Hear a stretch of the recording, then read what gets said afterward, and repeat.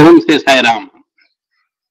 భగవాన్ దివ్య శ్రీకరణాలకు హృదయపూర్వక నమస్కారాలు చేసుకుంటూ మీరు ఈరోజు అహం సత్యబోధక ద్వితీయ భాగం పఠనము విశ్లేషణ పేసిపాటి కోటేశ్వరరావు హైదరాబాద్. మరి ఈరోజు చదువుతున్నటువంటి నేపథ్యంలో పేజీ నెంబర్ ఇవాళ చదవబోతున్నటువంటి పేజీ నెంబర్ 69 పేరా 2. పూర్వరంగం ఒక్కసారి చూసుకుంటే గత ఎపిసోడ్ లో మన మేడం గారు స్వార్థమును త్యజించి ఐకమత్యం పెంచుకోవాలి అని చెప్పారు. ఎవరు చెప్పినా సరే స్వార్థం అనేది ఉండకూడదు అనేది ఇక్కడ మనకు స్పష్టంగా తెలుస్తోంది. అలాగే ఒక దేశ సమైక్యతని మనం కాపాడుకోవాలి, సత్యధర్మాలని విస్మరిస్తున్నాము, వాటి నుంచి మనం బయటపడాలి అని చెప్తున్నారు. జీవానికి బ్రహ్మానికి ఐక్యానుసంధానమే భారతదేశం యొక్క సంకేతం అని కూడా మనం చెప్తూ జరిగింది. భారతదేశానికి ఆ పేరు రావడంలో ముగ్గురిని ఉదాహరించారు. నెంబర్ 1 జడభరతుడు, నెంబర్ 2 శకుంతల పుత్రుడైనటువంటి భరతుడు, నెంబర్ 3 శ్రీరామచంద్రుని యొక్క సోదరుడైనటువంటి భరతుడు. ఈ విధంగా ఉన్నప్పటికీ వీటన్నిటికంటే ముందే భరత అనే భారతదేశం అనే పేరు వచ్చిందని స్వామివారు చెబుతున్నారు. అలాగే భారతదేశంలో ప్రతి అక్షరానికి కూడా విశేషాలు కూడా చెప్పారు. మరి సంగ్రామమునందు కుశలుడైన వాడు భారతీయుడు అనేటువంటి విషయాలు కూడా మనకు చెప్పడం జరిగింది. భారతీయతాన్ని మనం కాపాడుకోవాలి, భారతదేశం చాలా సుసంపన్నమైందని కూడా చెప్పారు. మనం పేదరిక దేశంగా మనం పేరు పడ్డాం. మనం ప్రపంచ దేశాల్లో నిరుపేద దేశం ఏంటంటే భారతదేశం అని. దాని విధంగా మనం పేద దేశం కాదు, సంపన్న దేశం అని స్వామివారు నొక్కి చెబుతున్నారు. కాబట్టి అలాంటి భారతదేశాన్ని మనం కాపాడుకోవాలంటే మన స్వార్థాన్ని త్యజించాలి, ఐకమత్యాన్ని చేపట్టాలి అని కూడా చెప్పారు. మరి తర్వాత భారతదేశంలో సర్వశక్తులు ఉన్నప్పటికీ మనల్ని మనం నిర్వీరులుగా భావించుకుంటున్నాము. మనకు ఎంత గొప్పతనం ఉన్నా సరే మేము దేనికి పనికి రావనో, మేము యూజ్ఫుల్ ఫెలోస్ అనో, మరి మాకేం చేత కాదనో, ఈ విధమైనటువంటి బేలగా నిర్లిప్తమైనటువంటి నిర్వీర్యమైనటువంటి మాట్లాడటం మనకు సాంప్రదాయం అయిపోయింది. అలా ఎప్పుడు కూడా మాట్లాడుకోకూడదు అని స్వామివారు చెప్పారు. ఈ విధమైనటువంటి విశేషాలతోటి గత ఎపిసోడ్ జరిగింది. ఇప్పుడు ఈ ఎపిసోడ్ మనం దేశ కళ్యాణ నిమిత్తమై జీవితమును అంకితం చేయాలి అని స్వామివారు మొదలు పెట్టారు. ముఖ్యంగా దేశ కళ్యాణం అని చెబుతున్నాం. అసలు మనం స్లోగంలోనే సర్వే జనా సుఖినో భవంతు లోకా సమస్తా సుఖినో భవంతు అని తప్ప నువ్వు ఒక్కడవే బాగుండాలి, నేను ఒక్కడే బాగుండాలి, అతను ఒక్కడే బాగుండాలి అనేటువంటి స్లోగన్స్ మన భారతీయ సంస్కృతిలో లేవు. అలాంటి దేశం సుభిక్షంగా ఉండాలి అనేటువంటి జీవితంలో అనే దాంట్లో మన జీవితాలను అంకితం చేయాలని చెప్పారు. మాతృభూమిలో జన్మించి మాతృభావంతో దేశమును ప్రేమించలేకపోతున్నాం. ఇది సరికాదు. దేశమును ప్రేమించాలి, దేశ క్షేమాన్ని ఆశించాలి, దేశ కళ్యాణ నిమిత్తమై జీవితమును అంకితము చేయాలి. దీనికి ఐకమత్యం అవసరము. కాబట్టి జననీ జన్మభూమిష్ట స్వర్గాదపి గరీయసి అని కొనియాడబడినటువంటి దేశం మన దేశం శ్రీరామచంద్రుడి యొక్క వాక్కుల ద్వారా. అలాంటి పవిత్రమైనటువంటి మాతృభావంలో పుట్టాం. అలాగే మాతృభావంతో మనం మనలేకపోతున్నాం, మాతృదేశం మీద భక్తి చూపించలేకపోతున్నాం. నిన్న మొన్న చెప్పుకున్నాం మన మాతృమూర్తిని. అంటే కన్న తల్లి మీదనే మనం ప్రేమ చూపించలేనటువంటి వాళ్ళం, కన్న దేశం మీద మనం ఏం చూపిస్తాం చెప్పండి. ముఖ్యంగా మరి ఆ భావంతో మనం దేశాన్ని ప్రేమించాలి. మరి అలాంటి దానికోసం మనం ఒక్కటి అలవర్చుకోవాలి, ఐకమత్యం, యూనిటీ కావాలి. మనం అందరం ఒకే త్రాటి మీద ఉన్నప్పుడే ఆ దేశ సంక్షేమం మనకు అలవడుతుంది.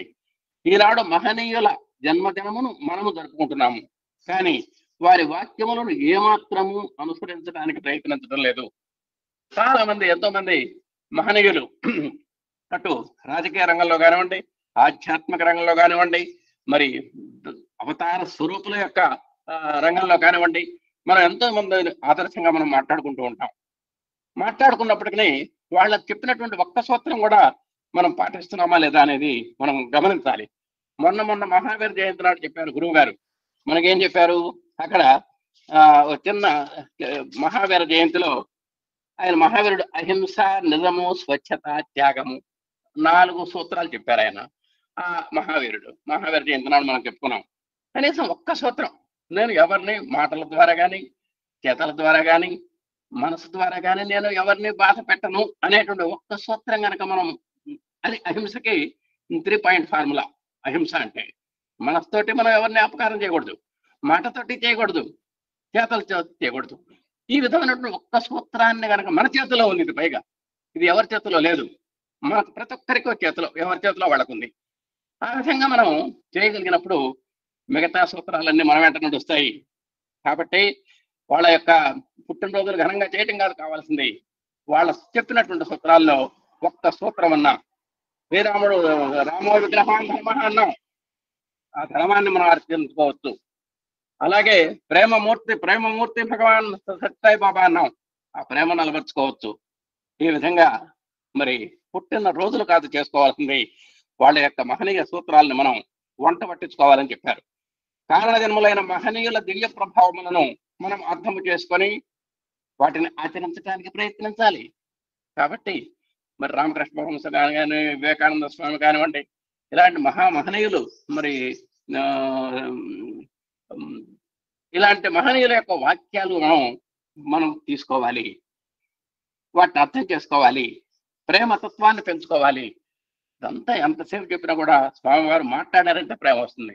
లవాల్ సర్వాల్, ఏది అక్కర్లేదండి, మనం ఒక్క ప్రేమను అలవర్చుకుంటే చాలు, అన్నీ మన వెంట నడుస్తాయి. నిజంగా మన దేహాన్ని మనం ప్రేమించలేకపోతున్నాం, మనల్ని మనం ప్రేమించుకోలేకపోతున్నాం, మన మీద మనకు విశ్వాసం లేదు, మరి మన భార్య బిడ్డల మీద విశ్వాసం లేదు, మరి ఇంకా ప్రేమ ఎక్కడ? మన ఇంటిలోనే మన మీదనే మనకు ప్రేమ లేకపోతే ఇక మనం మన భార్యనే ప్రేమిస్తాం, పిల్లల్నే ప్రేమిస్తాం, బాహ్య ప్రపంచాన్ని ప్రేమిస్తాం, సమాజాన్ని ప్రేమిస్తాం. కాబట్టి ముందర గెట్ యువర్ సెల్ఫ్ లవ్, ముందర నిన్ను నువ్వు ప్రేమించుకో.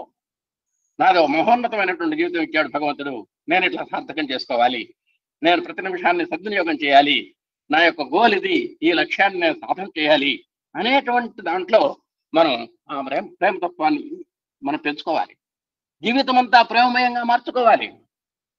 ఎన్ని విరిగి మీద పడ్డా సరే, ఎన్ని కష్టాలు వచ్చినా, ఎన్ని నష్టాలు వచ్చినా ఆ ప్రేమను వదిలిపెట్టకూడదు. మనం ద్వాపర యుగమందు ప్రేమతత్వమును అభివృద్ధి పరచుకొని ఆనందమును కురలినది ఒక్క గోపికలు మాత్రమే.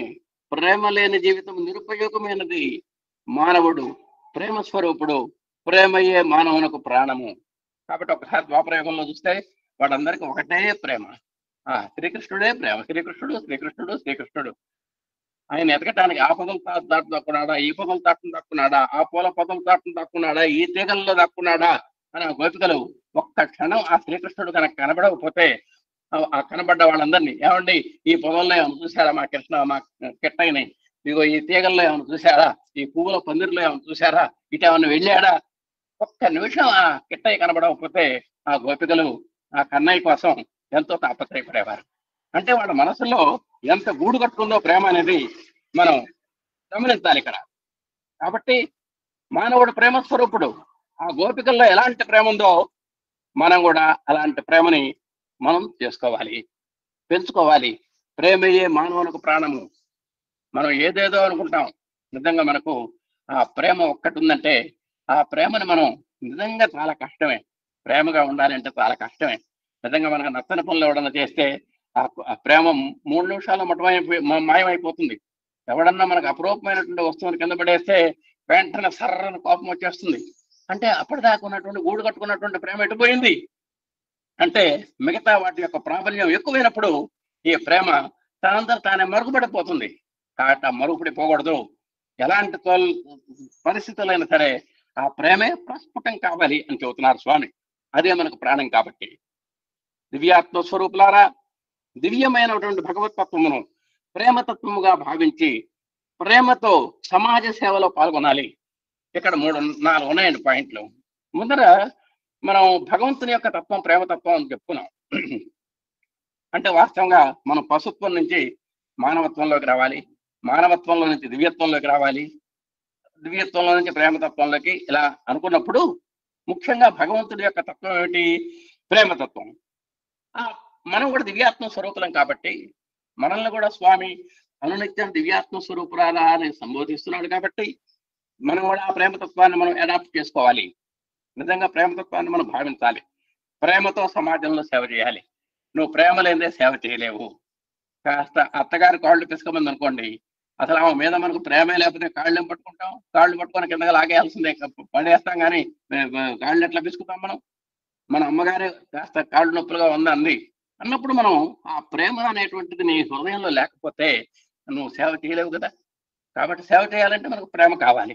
ఇంకా సమాజ సేవలో ఒక్కసారి మనం గుర్తు చేసుకోవాల్సిన అవసరం ఉంది. సూర్యుడు మనకు కాంతిని ఇస్తున్నాడు, మనల్ని అడిగివ్వట్లేదు. చంద్రుడు ఆహ్లాదాన్ని ఇస్తున్నాడు, చల్లదనాన్ని ఇస్తున్నాడు, అడిగవట్లేదు. మేఘాలు మిమ్మల్ని అడిగి వర్షించట్లేదు.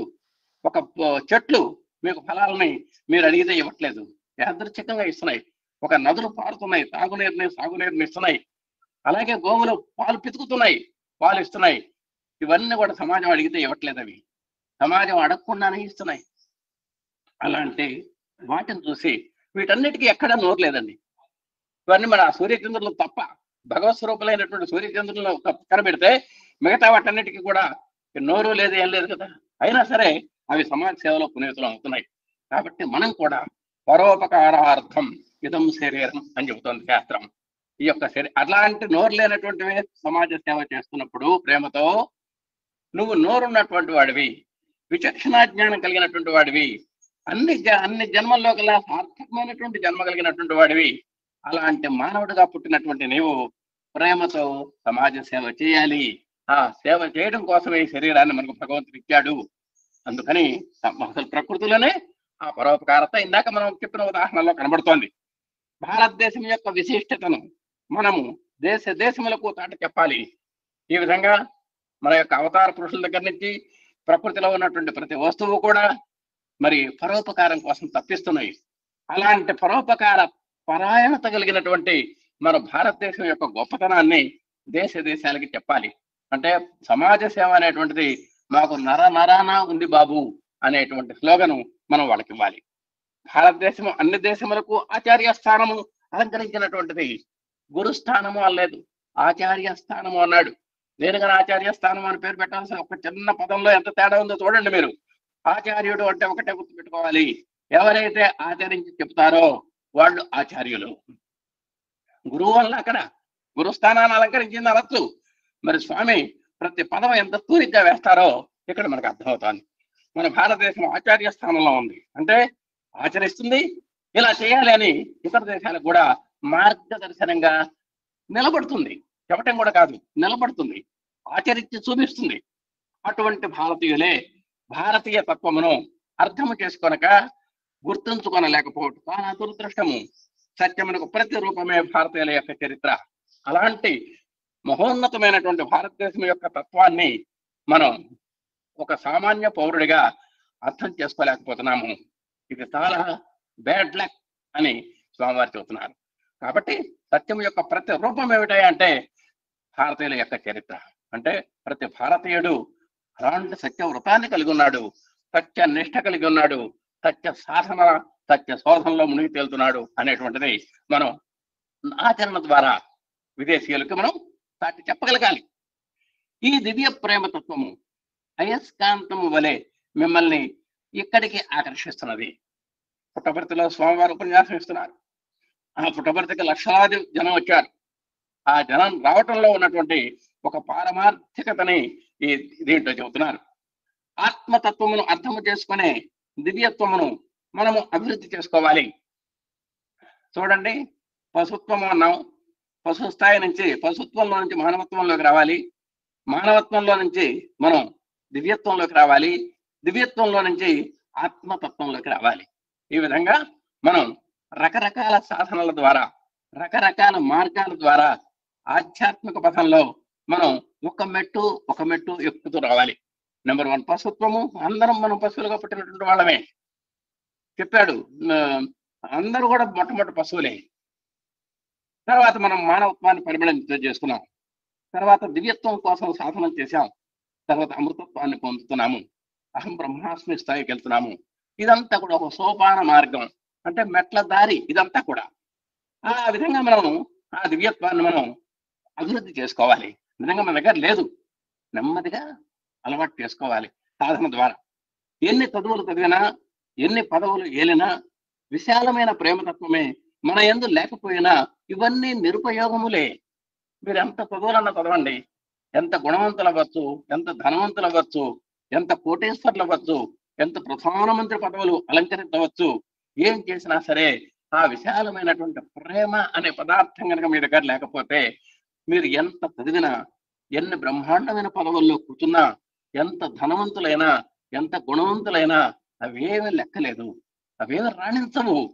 కాబట్టి మనం ఏ పదవిలో ఉన్నా సరే, ఎక్కడున్నా సరే మనకు కావాల్సింది ప్రేమ కావాలి. ఆ ప్రేమ లేనప్పుడు నువ్వు మహోన్నతమైనటువంటి స్థాయిలో ఒక రాజుగా మహారాజుగా సింహాసనంలో కూర్చున్నా సరే అది ఉపయోగం లేదు అని చెప్తున్నారు స్వామి. మనలో హృదయ వైశాల్యము, ప్రేమతత్వము లేనప్పుడు ఎన్ని విద్యలున్నా, ఎన్ని అధికారములున్నా, ఎన్ని పదవులున్నా ఏమి ప్రయోజనము? చూడండి, మళ్ళా ఇంకొకసారి నొక్కి చెప్తున్నారు. నువ్వు ఎంతో బ్రహ్మాండమైనటువంటి పిహెచ్డీలు చదివావు, ఎన్నో అధికారాలు నీ దగ్గర ఉన్నాయి, ఎంతో మందికి ఉద్యోగాలు ఇవ్వగలిగినటువంటి స్థాయి కలిగినటువంటి హోదాలో ఉన్నావు నువ్వు. అలాంటి పదవిలో ఉన్నా కూడా ఆ ప్రేమ అనేటువంటి 2 అక్షరాలు కనుక నీ దగ్గర లేకపోతే, నీ హృదయంలో ఆ ప్రేమ అనేటువంటి పదార్థం లేకపోతే నువ్వు యు ఆర్ ఇన్ వెయిన్, నువ్వు వృధా, నీ యొక్క జీవనం ఏ ఉపయోగమే లేదు.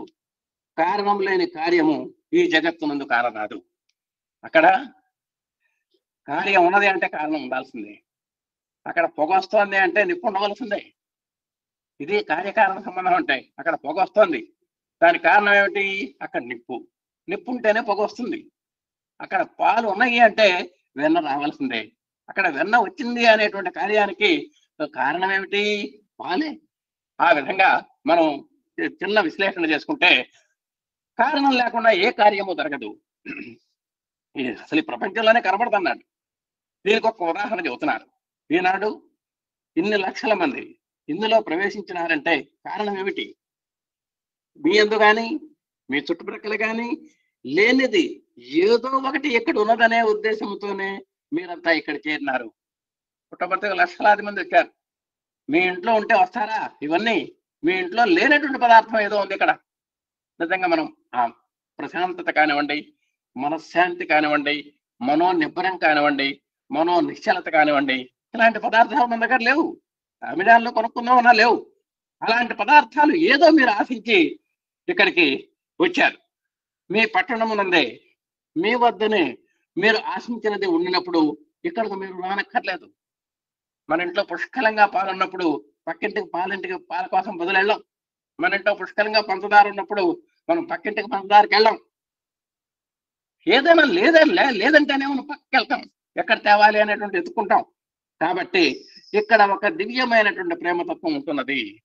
ఇంతకీ మీరంతా కూడా పుట్టపర్తికి ఇంత కట్టలు కట్టుకొని మరి మంచి గ్రూపులుగా ప్రతి దేశం నుంచి, ప్రతి జిల్లా నుంచి, ప్రతి గ్రామం నుంచి వచ్చారు అంటే మీరు ఒక దివ్యమైనటువంటి ప్రేమతత్వం కోసం వచ్చారు. అది నా దగ్గర ఉన్నది ఆ పదార్థం. ఈ ప్రేమ అనే అయస్కాంతము అనేక రకములైన జీవులు అనేటువంటి ఇనప ముక్కను లాక్కొచ్చింది.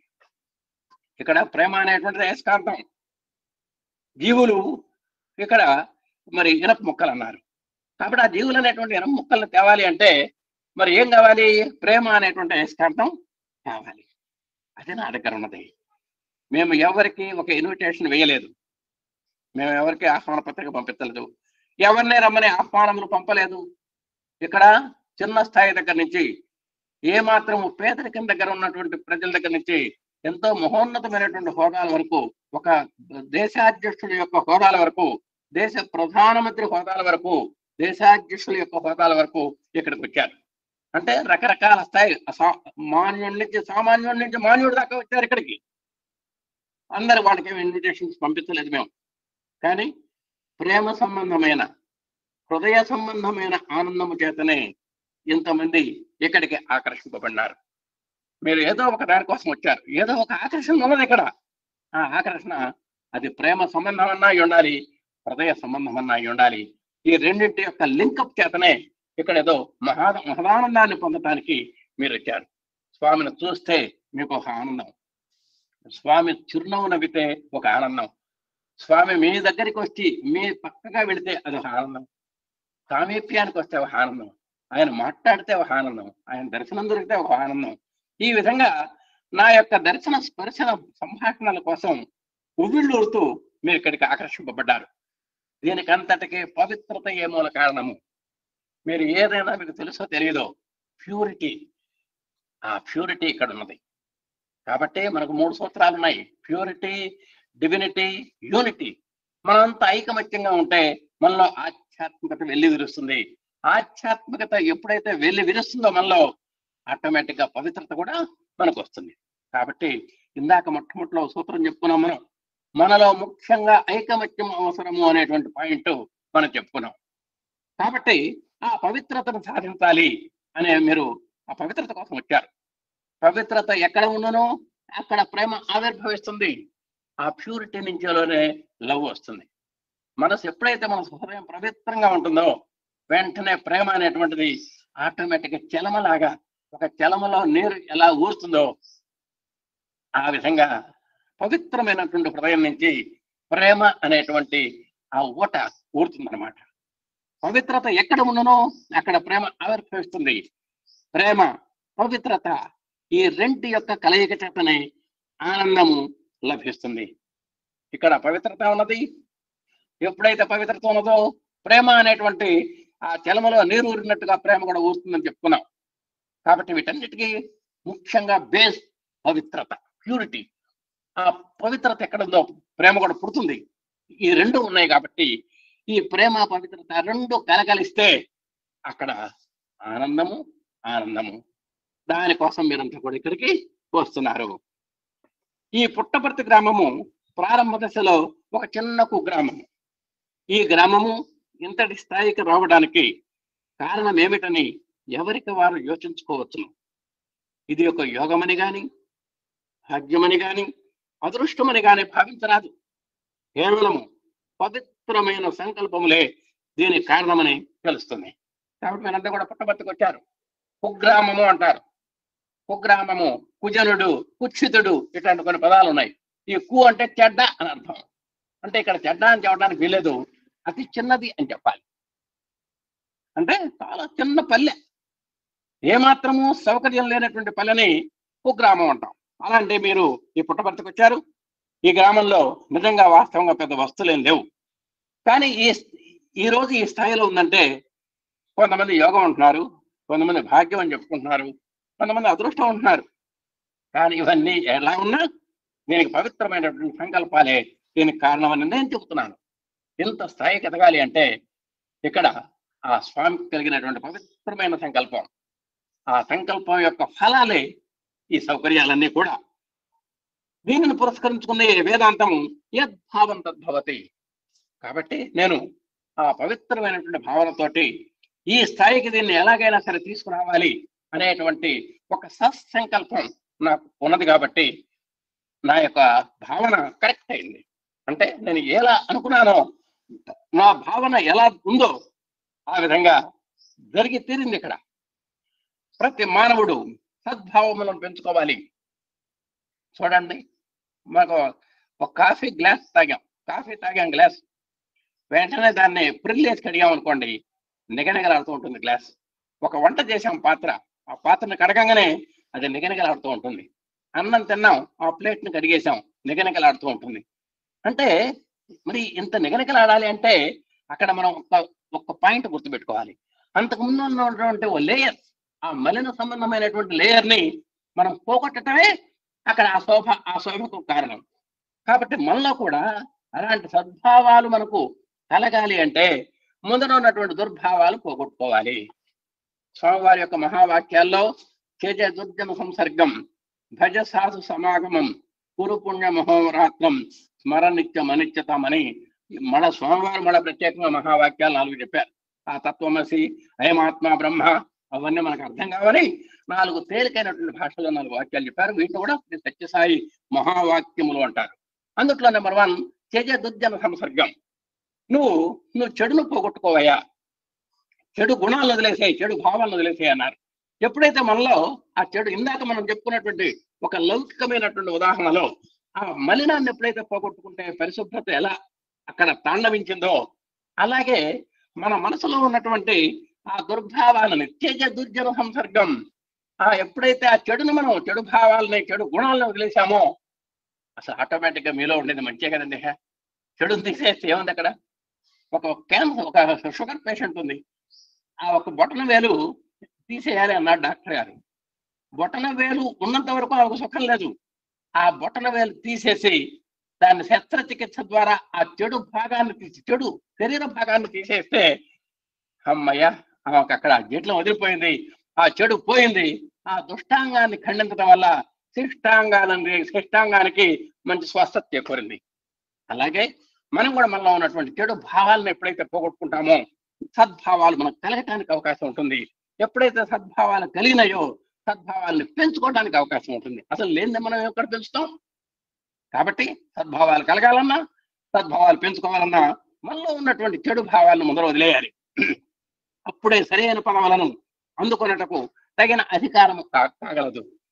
అప్పుడే నువ్వు ఎప్పుడైతే సద్భావాలతో తొలదూగుతూ ఉంటావో నువ్వు ఏ పదవి ఇచ్చినా కూడా నువ్వు చక్కగా చేయగలవు.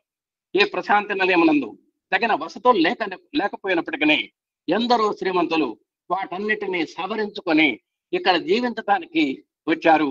ఇది ఒక గొప్ప సాధనగా మనం భావించాలి. ఏ పుట్టపర్తి వచ్చినటువంటి వాళ్ళల్లో అక్కడ మా ఇంటి చక్కగా పడుకోవటానికి అనువుగా ఉంటుందా? మన హాయిగా దిండ్లు ఉంటాయా, పరుపులు ఉంటాయా, మనకు ఇంట్లో కంటే కూడా కమ్మగా పడుకోవచ్చా అనేటువంటి భావనతో పుట్టపర్తిపోతే అది అంత శుద్ధ తక్కువ ఉన్నది లేదు. మనం ఏదో ఒకటి పరమాత్మను సందర్శించడానికి వెళుతున్నాము. ఆ పరమాత్మను సందర్శించడానికి వెళ్ళేటప్పుడు ఒకసారి చెట్టు కింద అయినా సరే పడుకోవాల్సి వస్తుంది, ఒక్కోసారి నిలబడి తినవలసి వస్తుంది. అన్ని కష్టాలు మనం పడదలుచుకుంటేనే పుట్టపర్తి వెళ్ళాలి. కాబట్టి ఇక్కడ ఒక సామాన్యుడి దగ్గర నుంచి శ్రీమంతుడు దాకా ఇక్కడ వస్తున్నారు. ఇక్కడ నిజంగా ఏం వస్తువులు లేవు, అయినా సరే వారు శరీరాన్ని ఎట్టయినా సరే కష్టపెట్టి మనసును నిగ్రహించుకొని వస్తువులకు అరగొర వస్తువులు ఉన్నప్పటికీ గబగబా స్నానాలు చేసి శుచిగా వస్త్రాలు తొడుక్కొని ఇక్కడికి వచ్చేస్తున్నారు. సర్వసుఖంలో ఉన్న సాధన కానేరదు. ఎప్పుడైతే నీకు అన్ని అభినయో నువ్వు సాధన చేయలేవు. సాధన చేయాలి అంటే శరీరాన్ని కష్టపెట్టాలి, మనసును కూడా శ్రమింపజేయాలి, ఒంటికి చెమటలు పట్టాలి, స్వేదం పేరాలి. అప్పుడే నీ ఏ సాధన అయినా సరే నీకు నెరవేరుతుంది. అంతేగాని నేను ఏసీలో పడుకొని సేవ చేస్తాను అంటే కుదరదు. కష్టముల నుండి మనకు సుఖం లభిస్తుంది. నిజంగా ఒక ప్రసవించినటువంటి అమ్మాయి ఎంతో గురుబీం ప్రసవ వేదన అన్నాడు. అంటే అన్ని కష్టాల్లో కల ప్రసవ వేదన చాలా కష్టం అన్నాడు. అలాంటి ప్రసవ వేదన పడి ఒక మంచి పండు లాంటి బిడ్డను కన్నదనుకోండి ఆ తల్లి, ఒక 3 రోజుల నుంచి అవస్థపడింది ఆ పిల్లాన్ని కనటానికి. అయినా సరే వెనకటి రోజుల్లో సంగతి, ఇప్పుడే అసలు కన్న సంగతి కన్న తల్లికే తెలియటం లేదు. ఏదో పడుకోబెట్టారండి, లోపలికి తీసుకెళ్లారండి, ఏదో డాక్టర్ గారు బయటికి తీశారండి, పక్కన పడుకోబెట్టారని అయిపోయింది. అసలు ఆ నొప్పులు కూడా తెలియదు. ఇప్పుడు మోడర్న్ కాన్పులు ఇవన్నీ కూడా. ఆ రోజుల్లో అంత కష్టపడి 3 రోజులు శ్రమపడి 24 గంటలు శ్రమపడి బిడ్డను కంటే ఆ పండు లాంటి పిల్లల్ని చూసుకొని ఆ అమ్మాయి ఆ కష్టాన్ని మర్చిపోయేది. అంటే అలాంటి కష్టపడబట్టే అలాంటి పండు లాంటి బిడ్డ ఆమెకు దక్కాడు. ఆ సుఖము చూడండి, కష్టములు ఉండే మనకు సుఖము లభిస్తుంది. ఒకడు ఇందాక రత్నమ్మ గారు చెప్పింది, వాడు ఏడాది మంచి కష్టపడుతుంది, వాడు మంచి 10 నెలలు బాగా కష్టపడి ఇవాళ మంచి మార్కులతో పాస్ అయినాడు. పాస్ అయితే ఈ 10 నెలలు పడ్డ కష్టం కూడా ఆ పిల్లాడికి తెలియదు. ఆ విధంగా మనం ఎన్నో ఉదాహరణలు చెప్పుకోవచ్చు. మనం ఎంతో కష్టపడి ఉద్యోగాన్ని సంపాదిస్తామండి. ఆ ఉద్యోగం రాగానే ఈ 20 ఏళ్ళు పడ్డ కష్టం, 20 ఏళ్ళు మనం తిన్నామో తినలేదో, తాగామో తాగలేదో, ఎన్ని అవస్థలు పడ్డామో, మరి అవన్నీ కష్టాలు కూడా ఒక్కసారి ఆ బోర్డు మీద సినిమా బొమ్మ ఒక్కసారి అలా వచ్చి అలా వెళ్ళిపోయినట్టుగా మనం మర్చిపోతాం. కాబట్టి సుఖం యొక్క విలువ నీకు తెలియాలంటే ఆ కష్టం ఏమిటో నీకు తెలియాలి. కష్టము లేకుండా ఫలము లభించదు. ఎక్కడన్నా సరే ఏదైనా సరే కష్టే ఫలి అన్నారు. నువ్వు కష్టపడితేనే నీకు ఫలం దక్కుతుంది. ఆ కష్టపడటం ద్వారా వచ్చినటువంటి ఫలితమే నీకు ఆనందమైనటువంటి ఆనందాన్ని కలిగిస్తుంది. ఊరికి తేరగా వస్తే నీకు దాంట్లో ఆనందమే లేదు. మీరు అట్లాంటివి కూడా మనకు బోలెడు సంఘటనలు మనకు జరుగుతున్నాయి. చూడండి, ఈ కష్టములను ఒక తపస్సుగా మనం మార్చుకోవాలి. ప్రతిదానికి కష్టపడేటువంటి తత్వాన్ని మనం అలవర్చుకోవాలి. సుఖంలో తమస్సు పెరుగుతుంది కానీ తపస్సు పెరగదు. ఇప్పుడు సుఖంలో మంచి ఒక లేజినెస్, తమస్సు అంటే ఇక్కడ ఆ లేజినెస్ పెరుగుతుంది తప్ప నీకు ఈ కార్య సాధనలో ఉన్నటువంటి తపన, ఆ తపనకు కావాల్సినటువంటి పరిశ్రమ, ఆ శ్రమకు కావాల్సినటువంటి సత్తా ఇవన్నీ నీకు తెలియదు. కావున ఇన్ని శ్రమలకు వచ్చి ఇన్ని లక్షల మంది ఈ ప్రదేశంలో ఇమిడి ఉన్నారంటే ఇదే ఏకత్వముకు సరైనటువంటి చిహ్నము. కాబట్టి ఇందాక మనం అన్నాం యూనిటీ అనుకున్నాం, అక్కడ ఈ యూనిటీ ఇక్కడ వచ్చేసింది. కాబట్టి ఇదంతా ఇంతమంది లక్షల మంది ఏకోన్ముఖంగా ఒక స్వామి పట్లనే, స్వామి వైపే ఇన్ని దృక్కులన్నీ కూడా కేంద్రీకరించి చూస్తున్నాయంటే ఇది ఐకమత్యానికి చిహ్నం అని చెప్పారు. ఇక అలాంటి పరంపరలో ఒక జోగారావుని గురించి చెప్తున్నారు. కర్మయోగి జోగారావు. ప్రతిదానికి పురుష ప్రయత్నం అత్యవసరము. దీనికి మామూలుగా మా సాంప్రదాయంలో చెబుతుంటాం, ఉద్యోగం పురుష లక్షణం అంటాం. ప్రతి పురుషుడు కూడా ఉద్యోగం లక్షణం అంటాం. పురుషుడు అంటే నాట్ పురుషుడు. ఇక్కడ ఎక్కడైతే మాకు సంస్కృతంలో సాంప్రదాయం ఉంది, ఒక పుంలింగ పదం వాడామంటే అది స్త్రీ మూర్తి కూడా దాంట్లో ఉన్నట్టే లెక్క. బాల వికాస్ అంటే అమ్మాయిల యొక్క వికాస, అబ్బాయిల యొక్క వికాస అంటే ఇద్దరు ఉంటారు అక్కడ. ఆ బాల అనేటువంటి పదం పురుష సంబంధమైనటువంటి వాచకం అయినప్పటికీ సరే అక్కడ అమ్మ ఉంటారు. వందే జగత పితరం వందే పార్వతీ పరమేశ్వరవు అన్నాడు కాళిదాసు గారు. జగత పితరం వందే పార్వతీ పరమేశ్వరవు. పార్వతీ పరమేశ్వరులను అక్కడ వాడాడు, ఇక్కడ పితరవు అని వాడాడు. పితరవు అంటే తల్లి, తండ్రులు అని అర్థం. మరి తండ్రులు అయినటువంటి పార్వతీ పరమేశ్వరులు ఏమిటి అంటే కాదక్కడ తల్లిదండ్రులు అని అర్థం అక్కడ. కాబట్టి మా సంస్కృతిలో మంచి సాంప్రదాయం ఉన్నదనమాట. ఒక పురుష ప్రయత్నం అంటే ఉద్యోగం స్త్రీల లక్షణం అని కూడా మేము చెప్పడానికి అవకాశం ఉంది. అలాంటి పురుష ప్రయత్నం కావాలి. కేవలం దైవం మీద ఆధారపడటం కాదు, మనం కష్టపడి మన ప్రయత్నం ఏంటో చూపించాలి. పురుష ప్రయత్నం లేకుండా ఏ చిన్న కార్యమును మనము సాధించలేము. మీరు చివరికి అడవిలో ఉంది మృగరాజు సింహం, గుహలో పట్టుకొని ఉంది. నా నోట్లోకి ఆహారం తెస్తారా లేదా, మీరంతా నా నోట్లో పడాలి అంటే పడదు. అది కూడా బయటికి రావాలి. పెద్ద అడవి నేలేటువంటి మృగరాజు కూడా బయటికి రావాలి, కిలోమీటర్లు వెతకాలి, ఎక్కడ తనకు ఆహారం ఉందో వెతుక్కోవాలి, దాని మీద దాడి చేయాలి, 120 కిలోమీటర్ల చొప్పున పరిగెత్తాలి, దాన్ని పట్టుకోవాలి, మెడబట్టుకోవాలి, దాన్ని తంపాలి, తినాలి. ఏమండి, ఒక అడవికి యొక్క రాజుగారి యొక్క అన్నం నోట్లోకి వెళ్ళటానికి ఇంత శ్రమ ఉన్నదే పురుష ప్రయత్నం. ఇక మనలాంటి వాళ్ళ ప్రయత్నాలు ఎట్లుంటాయండి, ఒక్కసారి ఆలోచించండి మీరు. కాబట్టి ఏ చిన్న కార్యమును మనం సాధించలేము ఏదే పురుష ప్రయత్నం లేకుండా. 20 సంవత్సరముల నుండి ఇక్కడికి వచ్చే వేలాది భక్తులకు తగిన అనుకూలములను ఏర్పరచి అనేక విధములుగా శ్రమ కోర్చి ప్రశాంతి నిలయం యొక్క రూపురేఖలనే మార్చివేసిన వ్యక్తి జోగారావు. జోగారావు గారి గురించి ఇవి మామూలు ఒక వ్యక్తి మాట్లాడుతున్నటువంటి మాటలు కాదు, సాక్షాత్తు పరిపూర్ణ అవతారి భగవాన్ శ్రీ సత్యసాయిబాబా వారు మాట్లాడుతున్నటువంటి అపురూప వాక్యాలు ఇవి. ఒక భగవంతుడు ఒక వ్యక్తిని మెచ్చుకున్నాడు అంటే ఎన్ని క్వాలిఫికేషన్స్ లేకపోతే ఒప్పుకుంటారండి.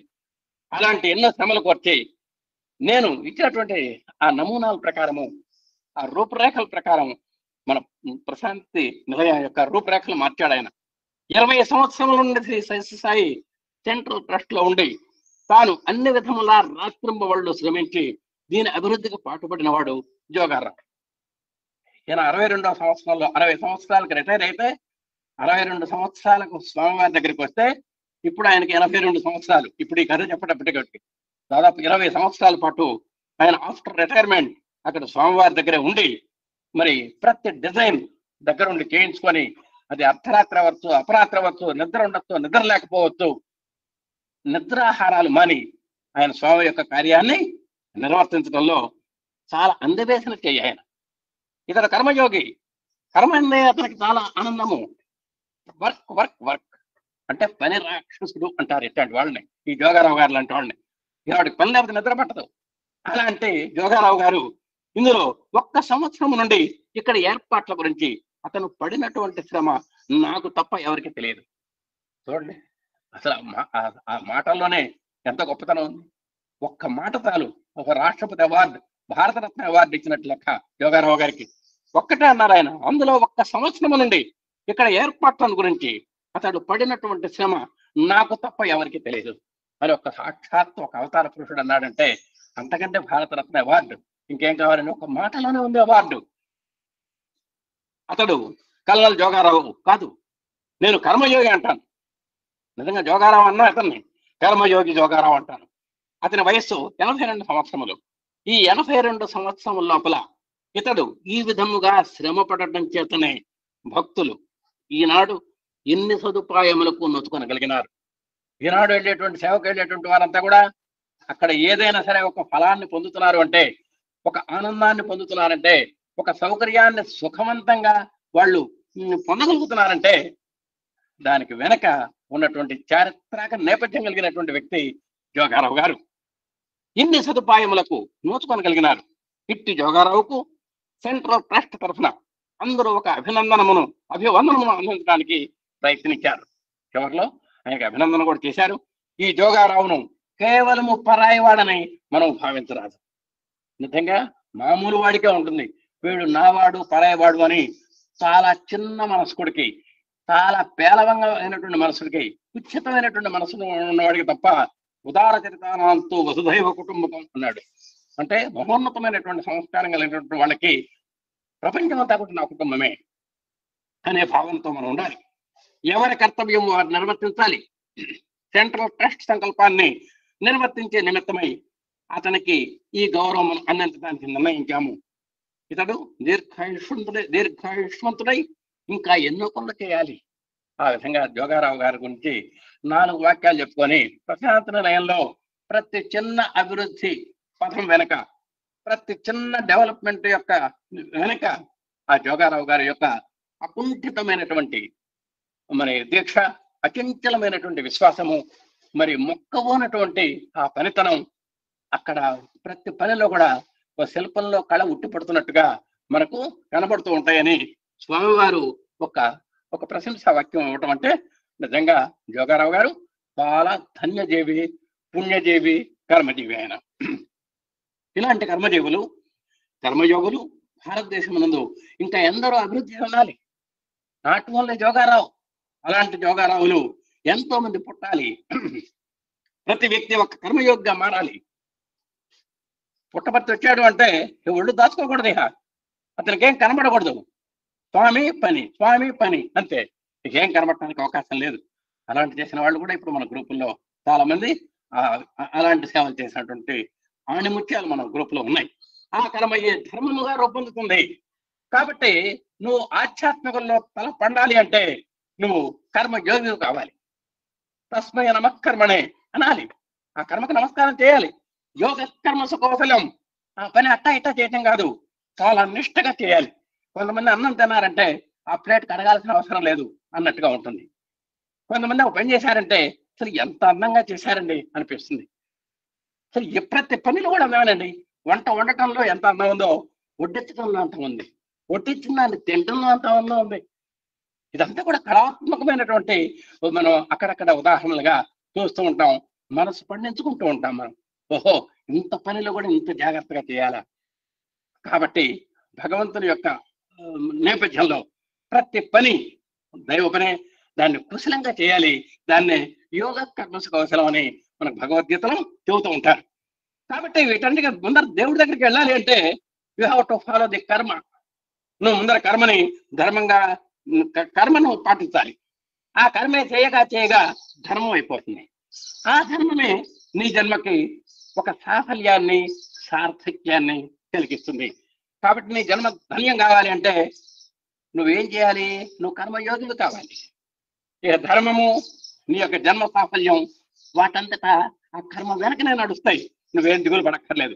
కనుక దైవభావమును హృదయమునందు ఉంచుకొని కర్మయోగములో మునిగి జీవితమును ధన్యము కావించుకోవడం ప్రతి ఒక్క కర్తవ్యముని విశ్వసించాలి. కాబట్టి ఎవరి వన్ ముందర కర్మయోగంలో లీనమైపోవాలి. ఆ విధంగా ధర్మాన్ని సంతరింపజేసుకోవాలి, జన్మను సార్థకం చేసుకోవాలి. భారతీయుల యొక్క పవిత్రతను భారతీయులు ఏనాటికి మరవరాదు. భారతదేశం ఏనాటికి బీద దేశము కాదు. ఈ సత్యాన్ని గుర్తించుకొనలేకపోవటం చేతనే దేశంలో అనేక రకములైనటువంటి అల్లకల్లోలములు అభివృద్ధి అవుతున్నాయి. నిత్యానిత్య విషయ పరిశీలన శూన్యం కావడం చేతనే కేవలము తాత్కాలికమైన సుఖముల కోసము జీవితం లోపల ఒక విధమైన కృత్రిమ మార్గమును అనుసరిస్తున్నారు. అల్పమైన సుఖములను ఆశించి అధికమైన అనంతమైన దివ్యమైన శక్తిని కోల్పోతున్నారు. కాబట్టి మన భారతదేశం ఏనాటికి వేరే దేశం కాదు. ఈ సత్యాన్ని మీరు గుర్తించుకోవాలి. ఆ గుర్తించుకోలేకపోవడం వల్లనే అపార్థాలు, భ్రమలు ఇవన్నీ కలిగి నానా గందరగోళాలు జరుగుతున్నాయి. కాబట్టి నిత్యానిష్ట విషయ పరిశీలన కావాలి. సాధనా సంపత్తిలో నెంబర్ 1 సూత్రము నిత్యానిత్య విషయ పరిశీలన. నిత్యానిత్య వస్తు వివేకం అంటాను నిన్నే. అంటే ఏది నిత్యము, ఏది అనిత్యము, ఏది నా జీవితాన్ని సార్థకం చేస్తుంది, ఏది జీవితంలో భ్రమ కొల్పుతోంది అనేటువంటి ఆ నిత్యానిత్యాలను నువ్వు కనుక్కొని నువ్వు ముందుకు కనుక వెళ్ళినట్టయితే నీ జీవితం సుఖమయం అవుతుంది. కాబట్టి అలా వదిలేసి మీరు ప్రాపంచికమైనటువంటి విషయాల పట్ల లోభాన్ని పెంచుకొని, మమకారాన్ని పెంచుకొని మీరు అల్పమైనటువంటి సుఖాల కోసం అర్రులు తాచుతున్నారు, వాటి వెంట పరిగెత్తుతున్నారు. మరి ఒక్కదాన్ని వదిలేస్తున్నారు. మీరు అధికమైనటువంటి, అనంతమైనటువంటి, దివ్యమైనటువంటి ఆ పరమాత్మను మర్చిపోతున్నారు. అట్లాంటి పరమాత్మను ఎప్పుడు కూడా మర్చిపోకూడదు. ప్రాపంచికాన్ని వదిలితెళ్తేనే పరమాత్మ మనకు దక్కుతాడు అనేటువంటిది చక్కటి ప్రబోధ చేస్తూ ఈ మాత్రం భావాల్ని మీ ముందు ఉంచడానికి మరి ఎంతో వాక్ సంపదనిచ్చినటువంటి భగవాన్ సత్యసాయిబాబా వారికి ఒక అవకాశ వేదికగా గెలిపించి ఇలాంటి వాటిని అన్నింటినూ ప్రొసీజర్ ప్రకారము, ఒక పద్ధతి ప్రకారము చక్కగా చెప్పిస్తూ మన హృదయాల్లో మరి ఎన్నో భావాలు మనం ప్రోదిక్ చేసుకోవడానికి అవకాశం కలిగిస్తున్నటువంటి మన గురువులు, పూజ్యులు ఎమ్మెల్యే గారికి, వారి యొక్క దంపతులకు హృదయపూర్వక ధన్యవాదాలు తెలియజేసుకుంటూ, ఇందులో కొంచెం కష్టమైన, క్లిష్టమైన, ఓపికగా, ఎంతో నేర్పుగా, ఓర్పుగా విన్నటువంటి మన ఆత్మీయ సోదర సోదరిమణులకు హృదయపూర్వకమైనటువంటి సాయిరాములు చెప్పుకుంటూ అందరికీ Om Shri Sairam. Thank you sir, thank you so much. ఓంకార బీజ రూపాయ సర్వేశాయ జగత్పతే ప్రథమాయ నమస్తుభ్యం శ్రీ సత్యసాయి గణాధిప. సార్ చెప్పిన మాటలో స్టార్టింగ్ లో ఒక పదం ఉందండి. రేపు ఆరాధనోత్సవం చేస్తున్నారు, ఎవరు పిలుస్తున్నారు? ఎవరైనా ఇన్విటేషన్ పంపించారా? ఎవరైనా ఇన్విటేషన్ పంపించారా స్వామి ఎవరికన్నా? Just like that. ఇక్కడ 4 సంవత్సరాలు కూడా యజ్ఞం చేస్తున్నాం, నేను పూజ చేసుకుంటున్నాను. నేను చెప్పలా, కామరాజు గారు అంటారు వాళ్ళ ఇంటికి పోతే ఎవరైనా, ఎమ్మెల్యేగా గారు మీకు ఏమైనా బొట్టు పెట్టి రోజు పేరెంట్ అని పిలుస్తున్నాడా? నాకేమవుతాను, నేను రోజు మా ఇంట్లో పూజ చేసుకున్నానండి. వచ్చిన వాళ్ళు వస్తారు, లేటుగా వస్తే నా కోపం, మధ్యలో వెళ్ళిన కోపం. మీతో సత్యనామతం చేసుకుంటే మధ్యలో లేచిపోతారా? ఇట్స్ మోర్ దాన్ సత్యనామతం, గుర్తుపెట్టుకోండి. నా టైం పాస్. ఒక ఆవిడ అంది టైం పాస్ అని చెప్పి వెళ్ళిపోయింది స్వామి దగ్గరికి. పదాలు చాలా జాగ్రత్తగా వాడాలి, నోరు ఉంది కదా అని చెప్పి. భగవంతుడు లీలలు ఎలా ఉంటుందో తెలుసా? 93 సంవత్సరాల తల్లి ఉంది, 68 సంవత్సరాల కొడుకు పోయాడు, 71 సంవత్సరాల కూతురు పోయింది. 93 సంవత్సరాల తల్లి అలా చూస్తూనే ఉంది విక్రమ్లా. It's not a time pass. Once he told this time pass, మంచి టైం పాస్. టైం పాస్ బాటానియా ఎవరు మన జీవితంలో దొరకదు. మన జీవితంలో దొరకదండి అర్జెంట్ సంఘటనలు ఇవి. ఇంకో మాట చెప్పారు సారు, అది ఎవరో చెప్పారు నాకు గుర్తులేదు. నేషనల్ ఇంటిగ్రిటీ, జాతీయ సమైక్యత. నేను పిల్లలకి స్వామి నాకు చెప్పింది అనమాట. భక్తి గురించి చెప్పినప్పుడు మాతృభక్తి, పితృభక్తి, ఆచార్య భక్తి, అతిథి భక్తి, దేశభక్తి చెప్పిన తర్వాత నా భక్తి చివరిలో చెప్పమంటారు నన్ను. దైవభక్తి put me last, I never feel. దైవభక్తి కంటే ముందు దేశభక్తి ఉండాలి, నేషనల్ ఇంటిగ్రిటీ, జాతీయ సమైక్యత భావం ఉండాలి. నువ్వు ఎవడంటే ఐఎమ్ ఇండియన్, ఓకే సార్, ఇది నాది మాతృదేశము, ఇది నా భాష, ఎదగొట్టి చదవని ఒక ఆయన కూడా ఉన్నట్ట. మరి ఐ డోంట్ నో. ఇవాళ హనుమత్ జయంతి అంటున్నారు, హనుమత్ విజయోత్సవం అంటున్నారు. లెట్ ఇట్ బి ఏదైనా మనకి రోజు పండగే. మొన్నే చెప్పిన, లోకభావం ఉన్నవాడు సంవత్సరానికి ఒకసారి ఉగాది, సాయి భావంలో ఉన్నవాడు ప్రతిరోజు Ugadi. Yes, everyday festival to me. రోజు పండగ మా ఇంట్లో. ఎవరికన్నా రోజుకు ఎప్పుడో సంవత్సరానికి ఒక పండగ వస్తుంది, మనకి రోజు పండగే. మళ్ళా ఇంకేం చేయాలి? సాయంత్రం ఎక్కడికి పోవాలి? ఇదే తప్పన స్వామి యాక్టివిటీస్. నిన్న మాకు యూత్ రేపు పుట్టపర్తి సర్వీస్ పోతుంది, ఇంతవరకు పోలేదమ్మా అంటే, అంకుల్ మీరు 365 days సర్వీస్ లో ఉంటారు, మీరు పుట్టపర్తి పోవాలంటే పోవాలి, నేను కూడా పోవాలా? అమ్మాయి అని చెప్పి నేను ఎగ్గొట్టకూడదు. సో రాముడికి ఇన్విటేషన్ ఇస్తే సరిపోతుంది, హనుమంతుడికి అక్కర్లా.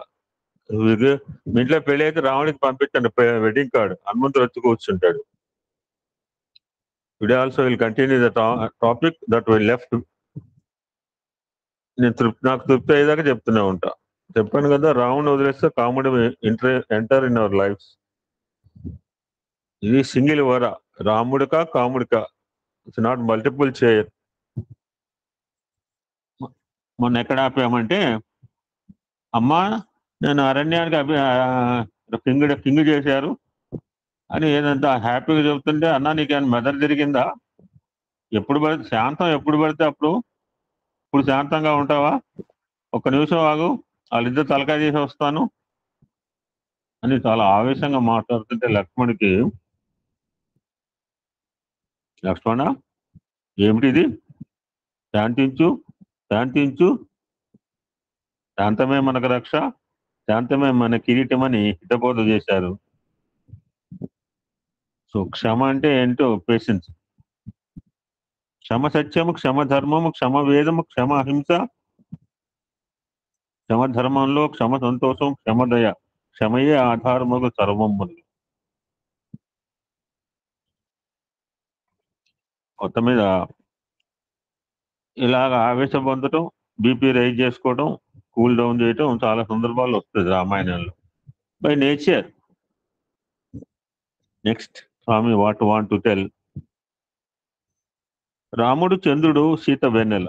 ఈ తెలియని విషయాలేం కాదు, చాలా. ఎందుకంటే రామకథ రసం ఆయన చదివాము, రామాయణంలో సూక్ష్మ రహస్యాలు చదివాము, మన ఈ మధ్యనే ఇండివిజువల్ క్యారెక్టర్స్ కూడా చెప్పే అవకాశం ఉంది. సో ఆల్మోస్ట్ రిపీట్ అవుతుంటాయి, మన రామాయణం ఎప్పుడు రిపీట్ అవుతుంటుంది. కానీ ఒక్కోసారి ఒక్కో రకం అర్థం అవుతుందని చెప్తుంటారు జాగ్రత్తగా. ఒక్కో ఇప్పుడు చదివితే ఒక రకం మీనింగ్ అర్థమవుతుంది, ఇంకొక పర్యాయం చదివితే ఇంకొక రకంగా, నిన్న రుద్రం ఇంకొక యాంగిల్లో చెప్పారే, 4వ అనువాకం అలా ఉంటుంది. లక్ష్మణుని ద్వారా కౌశల్య అసలు ఆవిడకి అర్థం కాల. అమ్మా నాన్న నన్ను అరణ్యానికి కింగ్ చేశారంటే బిత్తిరిపోయింది, బిత్తిరి మనిషి కనుక. ఆ కాలం ఆవిడ పాపం కౌశల్య, ఈ కాలం ఆవిడ కాదు. సో లక్ష్మణ్ ద్వారా కౌశల్య అసలు సంగతి తెలుసుకుని దుఃఖంతో కూలిపోయింది పాపం. రామా నిన్ను విడిచి నేను క్షణమైనా ఉండలేను, నీ పితృవాక్య పరిపాలనకు నేనేమి అడ్డు చెప్పను,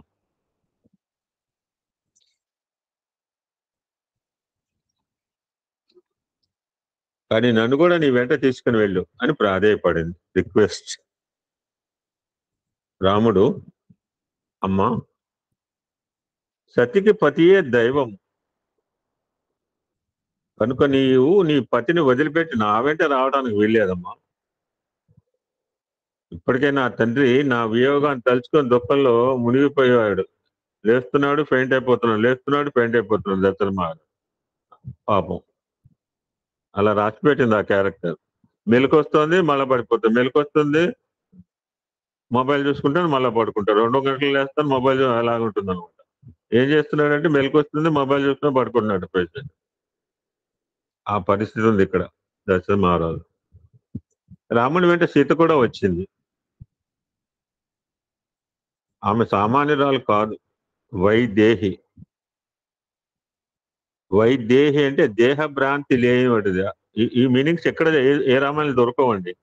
అనసూయ, అత్రి, సుమిత్ర, సుమతి, ఈ డెఫినేషన్లు కేవలము స్వామివారు చెప్పినవే. వైదేహి అంటే నో బాడీ కాన్షియస్నెస్, దేహ భ్రాంతి లేనటువంటి వాళ్ళని వైదేహి అంటుంటారు. వైదేహి ప్రియ వైకుంఠధామా సదా కష్టం వచ్చినప్పుడు రావడం కాదు, సదా స్మరామి. కూర్చుంటే రామ, తింటే రామ, పడుకుంటే రామ, ప్రసాద్ గారు అన్నట్టుగా.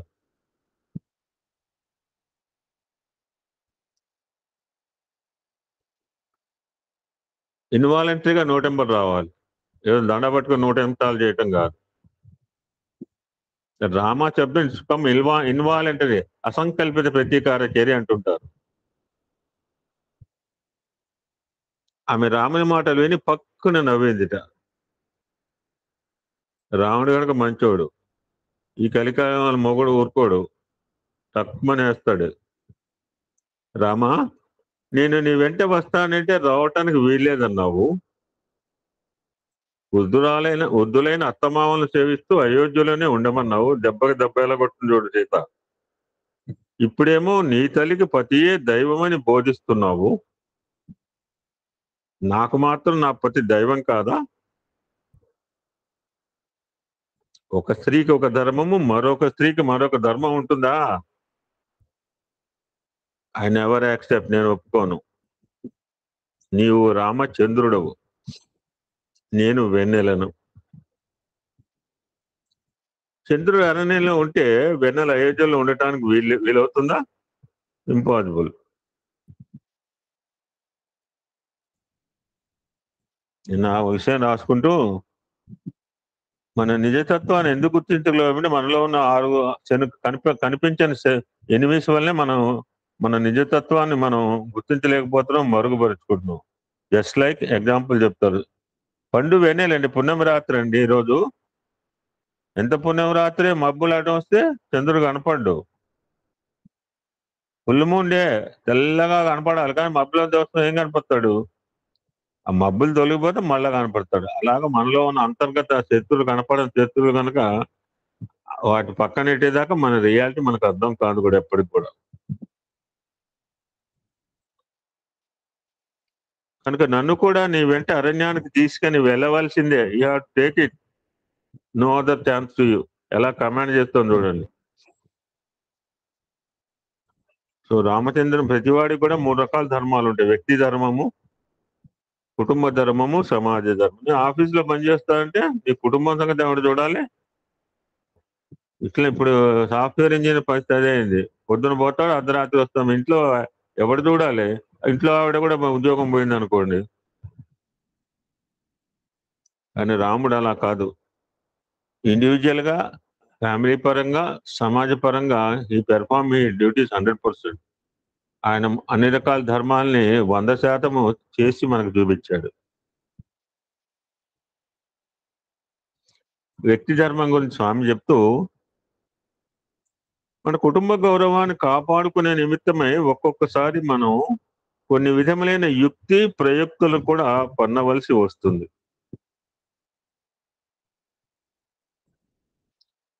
ఇది కేవలము ఆదర్శాన్ని నిరూపించడానికే కానీ పరులను మోసగించడానికి కాదు.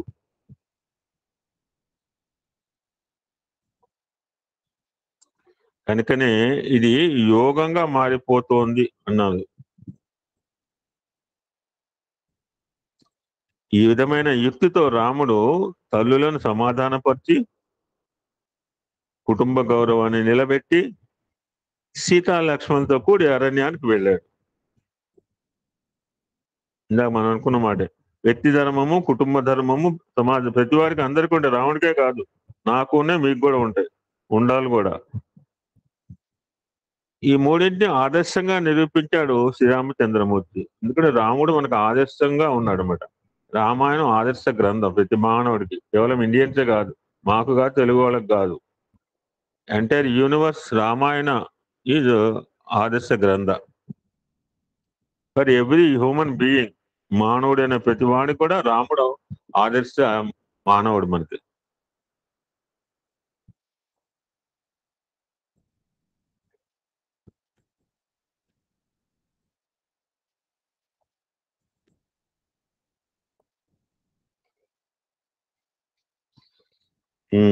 మీ ఇష్టం, ఎప్పుడైనా అడ్మిట్ చేయండి. మొట్టమొదటి మన వ్యక్తి ధర్మాన్ని గుర్తించి వర్తించాలి. 2 పదాలు పక్క పక్కన, గుర్తించడం, వర్తించడం. వ్యక్తి అనగా ఎవరు? మళ్ళా డెఫినేషన్. మానవాకారాన్ని ధరించిన వారందరినీ వ్యక్తులు అని చెప్పారు. హ్యూమన్ అంటే who behave with human values. మానవ అంటే మానవత్వంతో వసించువాడు. Fantastic definition. ఇక్కడ బుక్ లో లేవు, గుర్తుకొస్తే చెప్తున్నాను. హ్యూమన్ అంటే హ్యూమన్ వాల్యూస్ అన్నారు, యానిమల్ వాల్యూస్ అనలేదు. Because animals are behaving with values. Only values for human being, values for man. Everybody want world peace. World peace అంటే రమ్మంటే రాదండి బాబు. Start with the values. Value for man, man for society, society for state, state for nation, nation for world, world for peace. This is the step by step. నాకు శాంతి కావాలి, నాకు శాంతి కావాలంటే you must behave with values. మానవాకారాన్ని ధరించిన వారందరినీ వ్యక్తులని చెప్పలేము. తనలో అవ్యక్తమై నిగూఢంగా ఉన్న దివ్యత్వాన్ని ఎవరు వ్యక్తీకరింపజేస్తాడో అదే నిజమైన వ్యక్తి. అది చేయడానికి ఈ స్వామి వచ్చింది. రేపు మాట్లాడుతున్న ఆరాధన అనేది అద్భుతం. అవతారం అంటే ఫ్యాంటాస్టిక్ డెఫినేషన్ చెప్పారు, ఎవరు చెప్పలేదు. అవతారం అంటే రకరకాలు చెప్తారు, కానీ ఈ మాట ఎవరు చెప్పిన లేదు. ఎందుకు వస్తుంది అవతారం అంటే tomorrow will list. Next sub heading లవకుశుల రామకథ గానం. మన శారీ గారు అద్భుతంగా పాడారు. వాల్మీకి రామాయణం వ్రాసిన తర్వాత ఒకనాడు తన శిష్యులతో సమావేశం జరిపి ఈ సార్థకమైన, ఈ దివ్యమైన, ఈ భవ్యమైన రామకథను వీధి వీధికి, ఇంటింటికి చాటేవారు ఎవరు అని విచారణ చేశాడు. సముద్రం దాటితే మీటింగ్ పెట్టినట్టుగా నేను బచ్చగానే ఒకడంటే నేను ముసలోనే ఒక ఆయన అన్నాడు. అతని శిష్యులు, గురూజీ మా వయస్సులు పండినవి, ఆయు ప్రమాణములు నిండినవి కనుక వీధి వీధికి తిరిగి రామకథను ప్రచారం చేయగల శారీరకమైన శక్తి సామర్థ్యములు మానవు లేవు. ఇప్పుడు ఎందుకంటే రిటైర్ అయింది, రిటైర్ అయిన తర్వాత మిగిలేదు టైరే. టైర్ అంటే సైకిల్ టైర్ కాదు, టీవైఆర్ టైర్. ఒంట్లో జవశక్తాలు ఉన్నప్పుడు స్పిరిచువాలిటీ నేర్చుకోవాలి. ఇప్పుడు ఎందుకు పోతారు, గుడికి పోతారా బాబు? ఇప్పుడు మౌలా మంచి పెళ్లి, ఉద్యోగం సంపాదించుకో, ఇవన్నీ అయిపోయాక బాడీలో శక్తి ఉండి తావదు. Bend the body and bend the senses అనేవి ఒంట్లో శక్తి ఉన్నప్పుడు చేయాలి పనులు. మొక్క ఇవ్వంగందే మాన ఇవ్వంగందే, అందుకని బాల వికాస్ పెట్టారు. బాల వికాస్లో అవి tomorrow will talk this topic.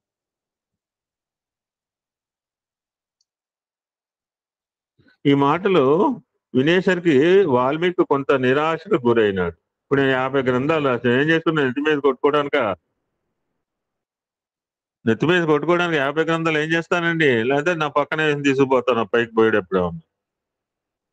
దానికి పర్పస్ సాల్వ్ అయితే మంచిగా ఉంటుంది.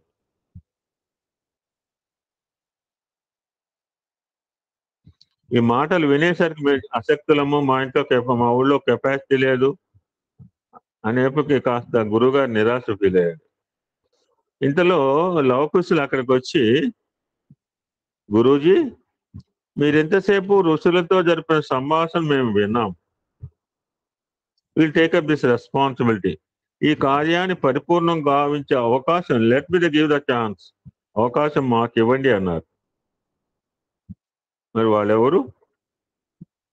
రాజపుత్రులు. ఇక్కడ మంచి స్వామి మంచిగా వేస్తున్నారు దెబ్బ. ఈ పేరాలో అందరికి దెబ్బ, మనందరికీ దెబ్బ అనమాట. వారెవరు? రాజపుత్రులు, మహావీరులు. అలాంటి వారు తంబురా, చిడతలు చేతబట్టి వీధి వీధులను రామకథను గానం చేస్తూ ప్రచారం చేశారు. ఆ విధంగా ఈనాడు ఎవడైనా చేయగలరా? ఏదో పాపం గట్టుపల్లి రాజమ్మ, ఆ సుబ్బరత్తమ్మ, ఆ పాపం 70 సంవత్సరాల పైన గట్టిగా పాడుతున్నారు.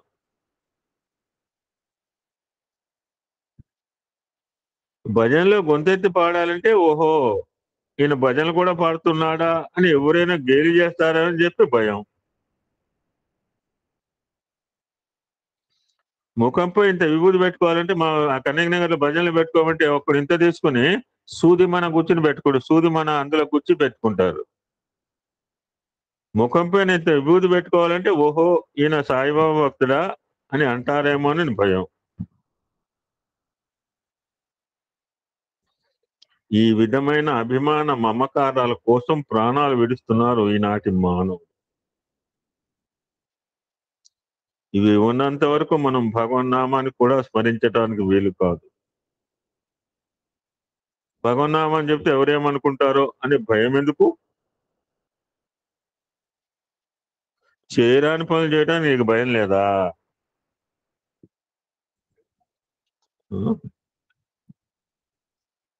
ఏదో బాగా చెప్పాడు మనీ బీపీ షుగర్ అని చెప్పి అన్ని స్వీట్లు మానేస్తున్నట్ట, కానీ పాపం మాత్రం మానేయట్లేదు. పవిత్రమైన భగవన్నామాన్ని చెప్పడానికి, భజనలు పాడటానికి, భగవత్ విషయాలను 10 మందికి బోధించడానికి నీకెందుకు భయం? ఇప్పుడు సార్ కుండ బద్దలు కొట్టినా చెప్పారు కోటేశ్వరరావు గారు. మనం ఎవరెవరు ఆయన మనోభావాలండి. తప్పుకు భయపడాలి కానీ మంచికి భయపడనక్కర్లేదు. కానీ ఈనాడు తప్పు చేయటానికి భయపడటం లేదు. నిన్న మనం మేడం శంకర సదస్సు అన్న మాటకి చెప్పింది, మంచి చేయాలంటే భయపడుతున్నారు. తరువ బుట్టు తరువున అనలంబు, తరువ బుట్టు దదిని ఘృతము, తరువ బుట్టు తనువున తత్వంబు ఉన్న మాట తెలుపుతున్నమాట. ఇదండి. For this purpose Sathyasai avatar came. Hospital కట్టించున్నాడా, ఫ్రీ ఎడ్యుకేషన్, ఇవన్నీ ఇమ్మెటీరియల్ ఆయనకి. కర్రకు కర్ర మధ్య రాపిడి జరిగినప్పుడే అగ్ని ఆవిర్భవిస్తుంది. పూర్వకాలం వాడికి ఫైర్ తెలియదు, ఏదో కాకతాళీయంగా చెట్లు రాపిడికి ఫైర్ పుట్టింది అడవిలో కార్చిచ్చి పుడుతుంది, ఎవడు కూడా వేయడు, అగ్గిపోలే వేయడు. అక్కడ పెరుగును బాగా చిలికినప్పుడే వెన్న పుడుతుంది. పెరుగులో వెన్న ఎక్కడుందంటే అన్ని చోట్ల ఉంది, దానికి ప్రాసెస్ చేస్తే వస్తుంది. అదేవిధంగా దైవాన్ని నిరంతరము స్మరించినప్పుడే దివ్యత్వం మనలో ఆవిర్భవిస్తుంది. ఏ నామాన్నైనా హృదయపూర్వకంగా స్మరించినప్పుడే ఫలితం ఉంటుంది. ఏదో యాంత్రికంగా స్మరిస్తే ఫలితం శూన్యం. మొన్న 4 రోజుల క్రితం వరల్డ్ గాయత్రి 24 hours గాయత్రి, స్వామివారి గొంతులో 24 గంటల గాయత్రి మంత్రం. మనం వెళ్ళలేకపోయినాం, 24 గంటలు చేయలేకపోయినాం, ఎందుకంటే మనకి యాంత్రిక జీవనం బాగా అలవాటు. ఆత్మశుద్ధి లేని ఆచారం అది ఎలా, పాత్రశుద్ధి లేని పాకమేలా. మూడోది ఇంకో డాష్ ఎవరని చెప్పగలరా? ఆత్మశుద్ధి లేని ఆచారం అది ఎలా, పాత్రశుద్ధి లేని పాకమేలా. ఇంకోటి మనం జనరల్ గా వాడుతుంటాం,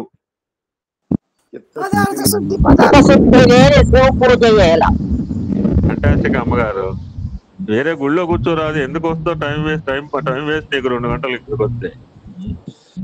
చిత్తశుద్ధి లేని శివ పూజ ఎలా, అది pure thought from A pure heart అన్నారు. నిన్న మొత్తం నేను సత్సంగం అంతా మనస్సును అవుటు అదుపు అండ్ అధీనం, రెండు పదాలు వచ్చినాయండి కొత్తగా. అధీనంలో ముందు అదుపులో పెట్టుకుంటే అధీనంలో ఉంటుంది. ముందు గుర్రాలను అదుపులో పెడితే తర్వాత మా అధీనంలోకి వస్తాయి. ఒకసారి అధీనంలో రమ్మంటే రావు, కింద పడేస్తాం. సో ఏ పని చేసినా మనం చిత్తశుద్ధితో చేయాలి. మనం రోజు ఇక్కడ చేస్తున్నాం, వీఆర్ డూయింగ్ ఇట్ పర్ఫెక్ట్, 100% పర్ఫెక్షన్తో చేస్తున్నాం. ఏ రోజు కార్యక్రమం, ప్రతిరోజు ఒక అద్భుతమైన సత్యం, ప్రతిరోజు సమర్పణే. నేను ఆయన ఎవరైనా శివంలో సమర్పణ చేశాను పెట్టాడు, ఆయన గురించి పెట్టిన బాబు. మనకు రోజు సమర్పణేనండి బాబు, ఇక్కడ ఎవ్రీడే సమర్పణ. So what is the importance of నామం. స్వామి ఎంత బాగా బిల్డప్ చేస్తున్నారు చూడండి. నామమే గొప్పదంటే ఇదంతా మనకు తెలిసిందే, చాలాసార్లు విన్నాం, జస్ట్ పునశ్చరణ. ఒకనొక సమయంలో రాముని తల్లి, హనుమంతుని తల్లి, అగస్త్యుని తల్లి ముగ్గురు ఒక చోట చేరినారట. ముగ్గురు తల్లిలు చేరారు. ముగ్గురు ఆడవారు చేరిన సుగుణాకర పట్టపగల చుక్కలు రాలును. నేనే నిందించట్లేదు మిమ్మల్ని, మగవాళ్ళని తక్కువేం కాదు అన్నట్లుగా ఈ ముగ్గురు ఊరికే కూర్చోలేదు. కౌశల్య అమ్మా నీవెవరు అని అడిగింది. మనకు బాగా హూ ఆర్ యు, ఇది అనాది నుంచి వచ్చింది, మనకేం కొత్త కాదని బాబు. వెన్నపేట ఇప్పుడు కౌశల్య అడిగింది, అమ్మా నీవెవరు. అమ్మా నేను ఎవరిని అడుక్కోలే, కౌశల్య అడుక్కోలా. హనుమంతుని తల్లిని. అప్పుడు ఆమె, అమ్మా నా గురించి నీకు తెలియదా,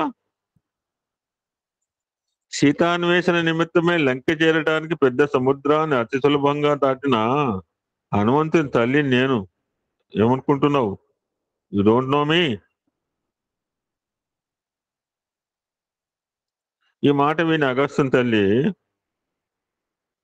నీ కుమారుడు చేసిన పని గొప్పదేమీ కాదు, నా కుమారుడు సముద్రాన్నే మృంగి వేశాడు అన్నది. అప్పుడు కౌసల్య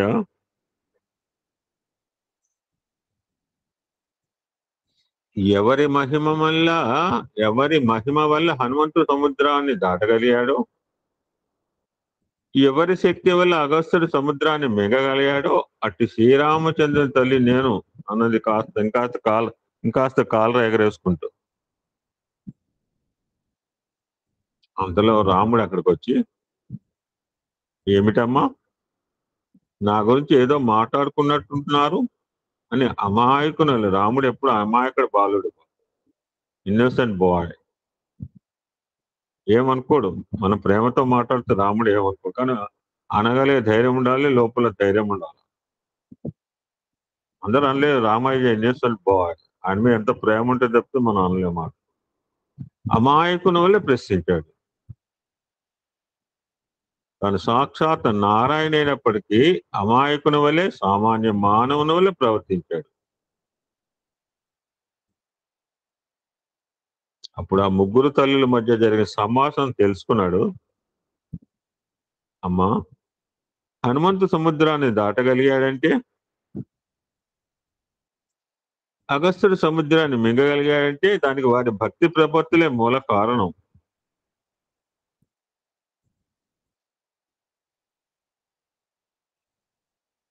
నిన్న ఏదో అంది ఆవిడ, మీ అందరి ప్రేమతో మేము ఈ కార్యక్రమం నడుస్తోందండి. It's all your total pure love and affection. మీ యొక్క ప్రేమే ఈ యొక్క ఏఎస్బికి పునాది. ఇందులో నా గొప్పతనం ఏమి, అదే నా మాట కూడా అనుకోండి, ఇందులో నా గొప్పతనం ఏమీ లేదు. నా ఈ దేహానికి పెట్టిన నామమే సర్వశక్తి స్వరూపం అన్నాడు. అది కనుక మనం పిల్లల పేరు పెట్టేప్పుడు చూడండి ఎంత బాగా చెప్పుకున్నాడు. నా దేహానికి పెట్టిన నామమే సర్వశక్తి స్వరూపం. రాముడు ఎందుకు పెట్టాడో మనం చాలా బాగా చెప్పారు రామచంద్రమూర్తి గారు. అందరినీ రమింపజేస్తాడు. ఆడవాళ్ళు రమింపితే కానీ మగవాళ్ళు కూడా ఆయన చూస్తే మోజులో పడతాడు. అంతటి అందగాడు రామచంద్రమూర్తి. ఆడవాళ్ళు లవ్ చేశాడు, దట్స్ డిఫరెంట్.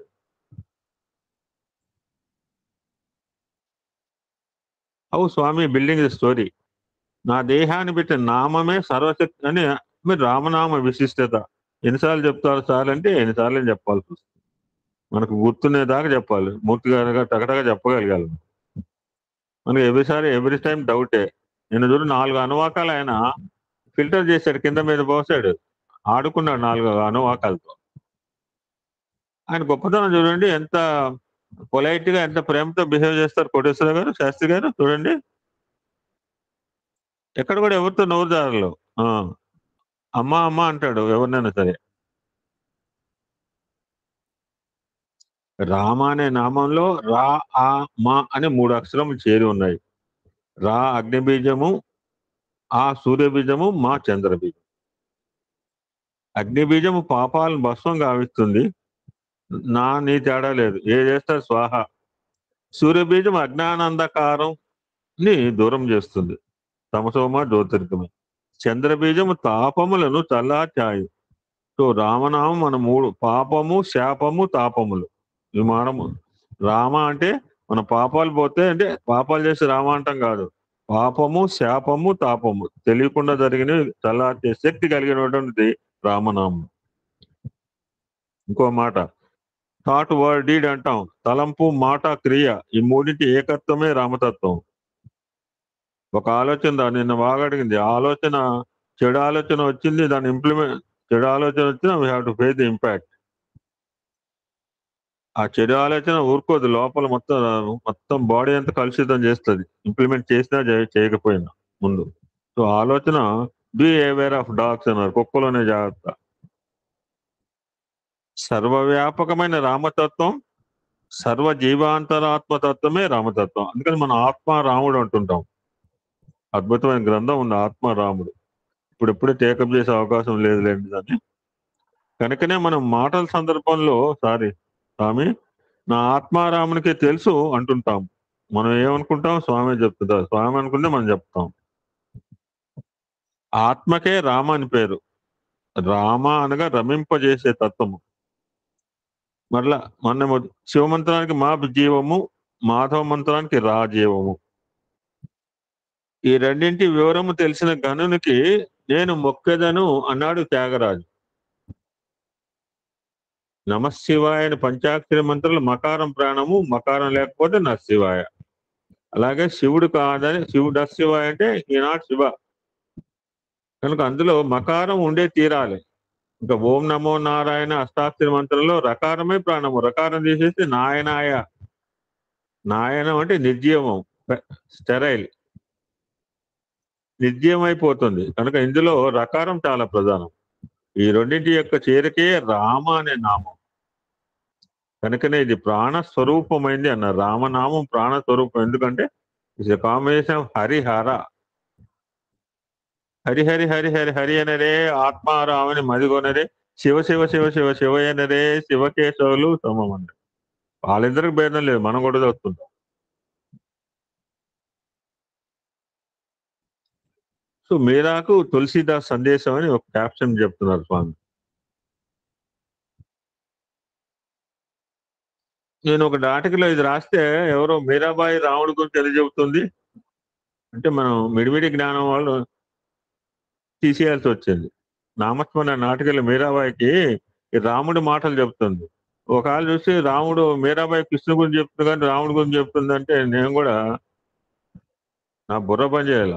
అప్పుడు అందరికంటే గొప్పవాడు దైవమే, ఇట్టి దైవం కోసం మనం సర్వస్వాన్ని అర్పితం చేయాలి అని తులసీదాస్ మీరాకు చెప్తున్నారు సందేశం. ఎవరైనా సరే దైవత్వానికి అడ్డు తగిలితే వారిని విసర్జించవచ్చు. మన చాలాసార్లు చెప్పుకున్నాం. బచ్చాగాడు ప్రహ్లాదు నాన్నను తండ్రిని ఎదిరించాడు, విభీషణుడు అన్నను ఎదిరించాడు, ఒకళ్ళు భర్తను ఎదిరించారంటే తండ్రిని ఎదిరించమని, అన్నదమ్ములను కొట్టుదామని, లేకపోతే భర్త కాదు. సందర్భం వస్తే ఎవడు మీమాంస, దేవుడు గొప్ప భర్త గొప్ప అంటే దేవుడికే ఓటేయాలి. భార్య గొప్ప దేవుడు గొప్ప అంటే నాకు దేవుడి తర్వాత నువ్వు అని చెప్పాలి. ఇటువంటి సందర్భాలు వస్తే ఎవరైనా సరే దైవత్వానికి అడ్డు తగిలితే వారిని విసర్జించవచ్చును. ఒకానొక సమయంలో పరమ భక్తురాలైన మీరాను ఆమె భర్త మహారాణా తన మందిరం నుంచి బయటికి వెళ్ళిపోమని ఆదేశించాడు. మరి భర్తను వెళ్ళిపోవడం ధర్మమేనా అని ఆవిడకి డౌట్ కలిగింది.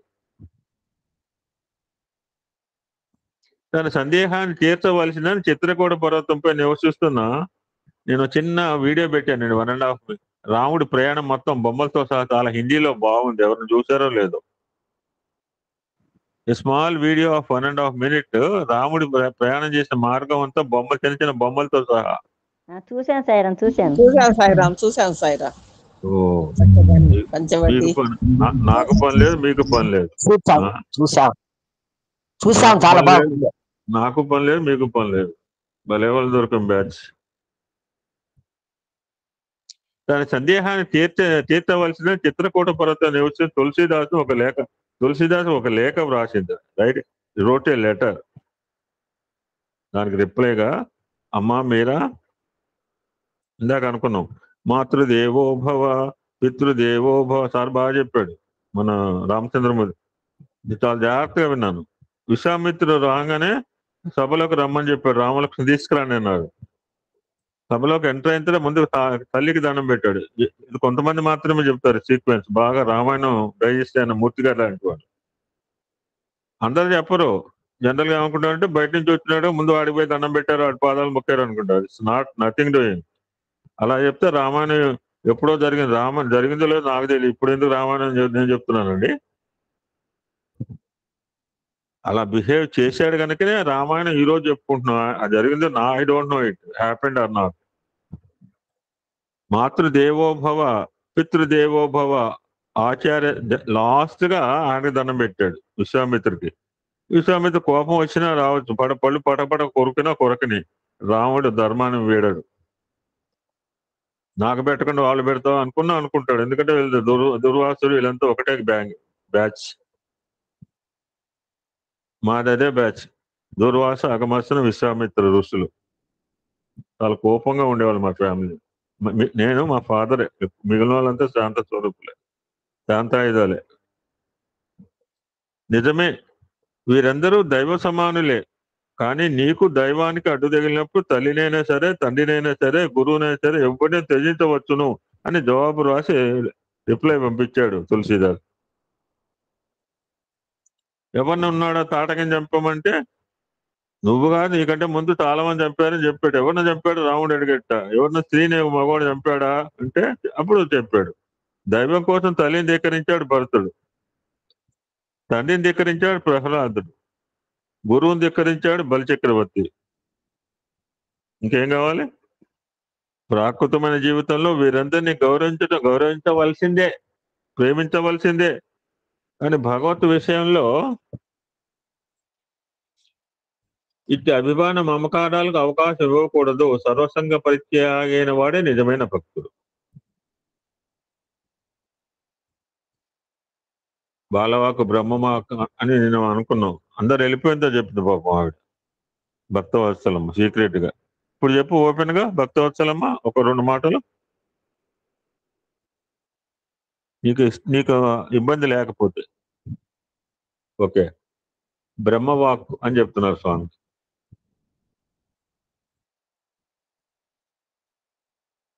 సూర్యచంద్రాదులు ఉన్నంత వరకు సత్యసాయి సేవ మనం ఉన్నా వెళ్ళిపోయినా మనం వెళ్ళకపోయినా ఆగదండి ఆర్గనైజేషన్. సముద్రమే కోపం వస్తే, నది మీద కోపం వస్తే మనకి ఇబ్బంది, వాడికేం కాదు. పర్వతములు నదులు ఉన్నంత వరకు రామాయణం నిలిచి ఉంటున్నది బ్రహ్మవాక్ అని ఇంతకు ముందు మాట్లాడిన విద్యార్థి చెప్పాడు. అంటే అంతకుముందు స్వామి కంటే ముందు ఒక స్టూడెంట్ మాట్లాడాడు రామాయణం గురించి. అందులో ఈ అబ్బాయి అలా చెప్పాడు అన్నమాట. అయితే రామాయణ పర్వతాలకు నదులకు సంబంధించిందా దీని అర్థం? కాదు. బ్రహ్మవాక్కులోని భావం ఇది కాదు. పర్వతములు అనగా పురుషులు, నదులు అనగా స్త్రీలు. ఇంతకుముందు ఎవ్వరు నాకైతే ఈ కొటేషన్ డెఫినేషన్ నాకు తెలియదు సార్. ఆమె నిజంగా ఫస్ట్ టైం. శిలలు ఉంటే స్థానువులు అని మనం ఉత్తరంలో చెప్పుకున్నాం. అచలం అంటే అది స్థానువు కదల్ని. పొటెన్షియల్ లేక కాదు, మొత్తం కూడా శివలింగంలో మొత్తం కూడా అటామిక్ పవర్ఫుల్ పొటెన్షియాలిటీ ఉన్న స్థానం అది. పర్వతములు అనగా పురుషులు, నదులు అనగా స్త్రీలు. కనుక స్త్రీ పురుషులు ఉన్నంత వరకు ఈ జగత్తులో రామాయణం నిలిచి ఉంటుంది. కారణము, స్త్రీ పురుషులు లేకుండా ఈ జగత్తు ఉండటానికి వీలు కాదు. ఎట్లా లాపాయని చెప్తారో చూడండి. కనుకనే రామాయణం లేకుండా ఉండటానికి సాధ్యం కాదు. బయట ఏముందో భారతంలో ఉంది, భారతంలో లేదు బయట ఉండటానికి వీలేదని చెప్పారు ఒక నానుడి. ఇలాంటి సత్యనిత్యమైన రామతత్వాన్ని గ్రహించడానికి ప్రయత్నించాలి.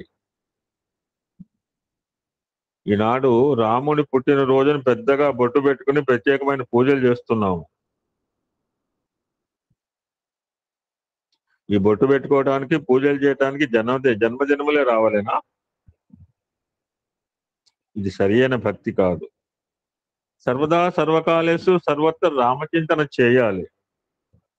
రామాయణాన్ని కేవలము పారాయణం చేసిన మాత్రం సరిపోదు.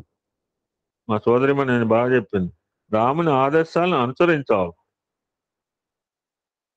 రామచరిత్ర ఒక విశిష్టమైన సందేశాన్ని అందిస్తున్నది. ఏమిటా సందేశం? మానవుడుగా జీవించాలి. This is the message of Ramayanam. మానవుడుగా జీవించాలి. తనలోని దానవత్వాన్ని, దీనత్వాన్ని అణగదొక్కి దైవత్వం ఏకం కావాలి. అది మనలో ఉన్న దైవత్వాన్ని గుర్తింపజేయడానికే ఒక సాయి అవతారం వచ్చింది. అంతగాని హాస్పిటల్ కట్టడానికి, ఉచిత వైద్యం చెప్పడానికి, లేదా మంచినీళ్ళు ఇవ్వడానికి, ఇవన్నీ సప్లిమెంటరీ. మనలో ఇన్హెరెంట్ గా ఉన్న డివినిటీ మంచిగా గుర్తింపజేయటానికి వచ్చిన అవతారం సాయి అవతారం. సో అవతారం పోవటం అంటూ ఉండదు. జ్ఞానావతారం ఎక్కడే పోవు. నరసింహావతారం ఎంతసేపు ఉందండి? కొన్ని గంటలు ఉండొచ్చు బహుశా, మనకు తెలియదు లెక్కల ప్రకారం. బహుశా నరసింహావతారం తీసుకుని ఎందుకు గంటలు ఉంటాడు అంతే. ఆయన చంపేశాడు, ఎంతసేపు చంపుతాడు? 5 నిమిషాలు కూడా బట్టి ఉండదు. సరే కాస్త కోపం వచ్చింది, శాంతపడ్డానికి ప్రహ్లాదు 4 స్తోత్రాలు చేసే అరగంట చేస్తుంటాడు. టోటల్ పీరియడ్ నరసింహావతారం పీరియడ్ చూడండి, యుగాలు ఉందా లేదా 100 సంవత్సరాలు ఉందా? దైవం మానవాకారంలోనే రావాలి. ఎందుకంటే ఈనాడు మనుషులకే ధర్మాన్ని బోధించాలి. చాలా బాగా చెప్పారు, వాల్యూస్ ఫర్ మ్యాన్ అన్నాం. ఇలానే గైడ్ చేయ స్వామి. ఎందుకంటే ఈనాడు మనుషులకే ధర్మాన్ని బోధించాలి. పశుపక్ష మృగాదులని కాలానుగుణంగా వాటి ధర్మాన్ని అవి అనుసరిస్తూనే ఉన్నాయి.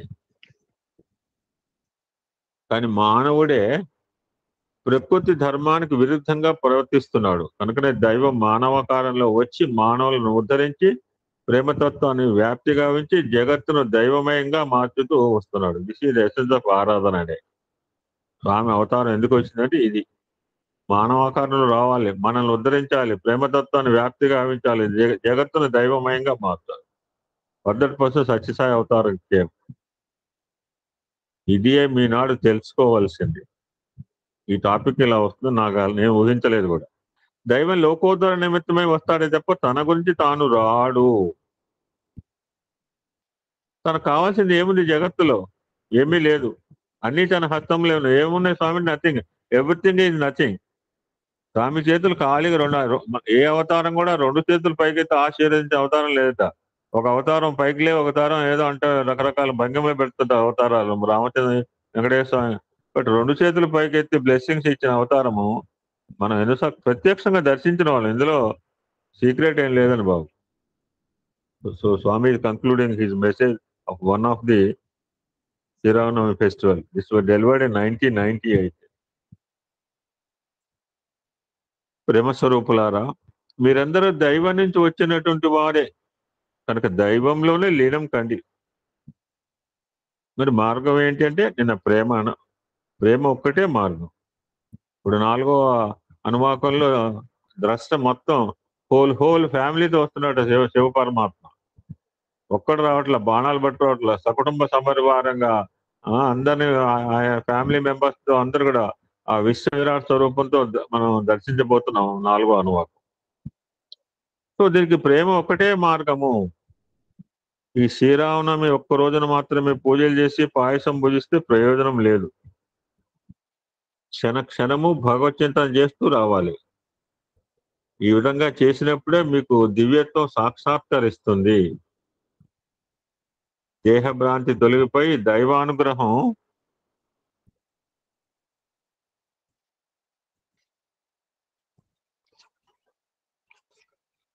Coming from better milk service. దేహభ్రాంతి తొలగిపోయి దైవానుగ్రహం ప్రాప్తిస్తుంది. మానవుడు పుట్టడం అనుగ్రహంలో లీనం కావడానికే కానీ లౌకిక సుఖాలు అనుభవించడానికి కాదు. మానవుడు పుట్టి కొన్ని లక్షల సంవత్సరాలైంది. నేను స్టార్టింగ్ రోజు కొత్తగా చెప్పేవాడిని, ఈ మాట బాగా చెప్పేవాడిని. ఇంకా మానవత్వం పురిటినొప్పులని ఒక మాట, ఇప్పుడు ఆ మాట మానేశాను. కానీ ఇంతవరకు మానవత్వం అంటే ఏమిటో తెలుసుకోలేదు. కొన్ని లక్షల సంవత్సరాలైంది మానవ జన్మ వచ్చి, but we are unable to understand what is humanity. మానవత్వం అంటే ఏమిటి? ప్రేమతత్వమే. కనుక ప్రేమను పెంచుకోవాలి, 10 మందికి పంచాలి. Start the day with love, fill the day with అని చెప్తుంటా మనం. ప్రేమలో జీవించాలి, ప్రేమతోనే ప్రాణం వదలాలి, కానీ కంటినీరుతో కాదు. ఆనంద బాష్పములతో ప్రాణం వదలాలి. అది మానవ జీవిత life, the purpose of life, the aim of life, the goal of life. చాలా బాగా చెప్తున్నారండి. అలాగా మనం ట్రైన్ అప్ కావాలి. ఎవరిని ఏడుస్తుంటే ఏడవద్దని చెప్పాలి మన పక్కన కూర్చొని. ఎందుకు ఏడుస్తున్నావు? అందరూ పోయే వాళ్ళని చెప్పాలి. మరి ఆ ధైర్యం సంపాదించుకోవాలి మనం. ఆనంద బాష్పములతో ప్రాణం వదలాలి అని అదే మానవ జీవిత లక్ష్యం. కనుక ప్రేమను పెంచుకొని నిరంతర దైవాన్ని చింతిస్తూ మీరు మీ జీవితాలను సార్థకం గావించుకోవాలని నేను ఆశిస్తూ ఆశీర్వదిస్తూ నా ప్రసంగాన్ని విరమిస్తున్నారు అన్నారు స్వామి ఒక పండగ రోజండి. ఈరోజు హనుమత్ జయంతి సందర్భంగా ఒక 2 నిమిషాలు మాట్లాడుకొని కంక్లూడ్ చేసేసానండి.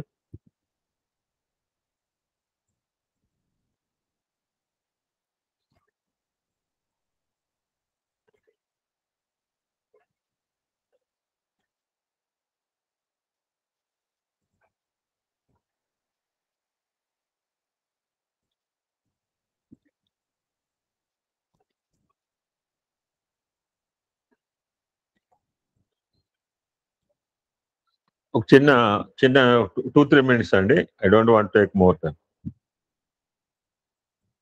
ఈరోజు చైత్ర పౌర్ణమి ఎవరు ఏమనుకున్నా మనకు సంబంధం. పేరు ఆంజనేయ స్వామి ఎప్పుడు పుట్టాడో ఎప్పుడు చేసుకుంటాం మనకు తెలిసిందే. మన నవంబర్లో మార్గశిర మాసంలో కూడా హనుమత్ వ్రతం చేసుకుంటాం. ఇవన్నీ కూడా షుడ్ నాట్ స్పీక్ కాంట్రవర్సీ అండి. వాళ్ళు జరుపుకుంటున్నారు, పండుగ జరుపుకొని ఎవరు వద్దన్నారు. అందులో తెలంగాణలో బాగా చేస్తారు. అందులో ఇప్పుడు ఇంకో సమయం కూడా కలిసి వచ్చి ఇంకా బాగా చేసుకోవడానికి అవకాశం ఉంది. శ్రీరామచంద్రమూర్తి ఆంజనేయ స్వామిని ప్రత్యేకంగా సత్కరించిన అపూర్వమైన రోజుట చైత్ర పౌర్ణమి. అదండి చైత్ర పౌర్ణమును హనుమత్ విజయోత్సవం అంటారు అని పెద్దలు చెప్తారు. అంటే మరి అకార్డింగ్ టు పరాశర సంహిత హనుమంతుడు మాత్రం అవతరించింది వైశాఖ బహుళ దశమి నాడు. ఈ చైత్ర మాసంలోనే ఉన్నాం, ఇంకా వైశాఖం రావాలి. హనుమంతుడు పుట్టింది వైశాఖ బహుళ దశమని పరాశర సంహిత చెప్పింది. శ్రీరాముడు సీతామాతతో కలిసి అయోధ్యను చేరుకున్నాక లంకలో రావణునిపై విజయానికి కారణం హనుమయే అని రాముడు ప్రకటించి చైత్ర పూర్ణిమను హనుమత్ విజయోత్సవంగా నిర్ణయించారట. ఇదేగాక ఇంకొక కథనం కూడా ఉంది. చైత్ర పూర్ణిమ నాడు ఆంజనేయ స్వామి అసుర సంహారం చేయటం మూలంగా దీన్ని ఘనంగా హనుమత్ విజయోత్సవంగా జరుపుతారట. ఈ చైత్ర పౌర్ణమి నుంచే వైశాఖ బహుళ దశమి వరకు 40 మండల దీక్ష హనుమంతు మండల దీక్ష చేపడతారు దీక్షా పరులు. దీక్ష అంటే కఠిన బ్రహ్మచర్యము నియమాలు, నిత్యం ఆంజనేయ స్వామిని ప్రార్థిస్తారు.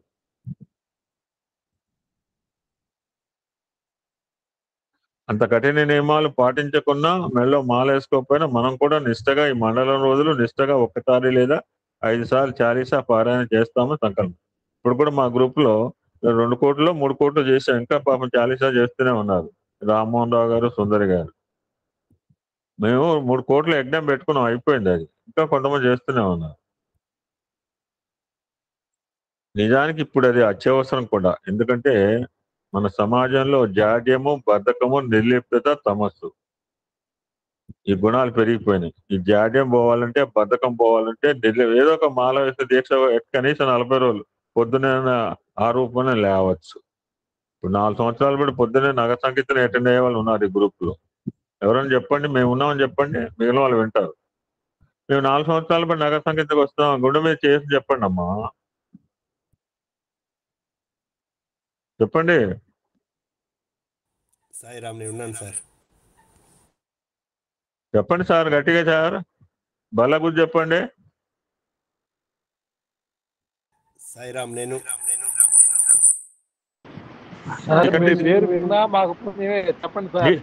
మీకంటే సీనియర్లు ఉన్నారు గారు, వాళ్ళు మాట్లాడలా.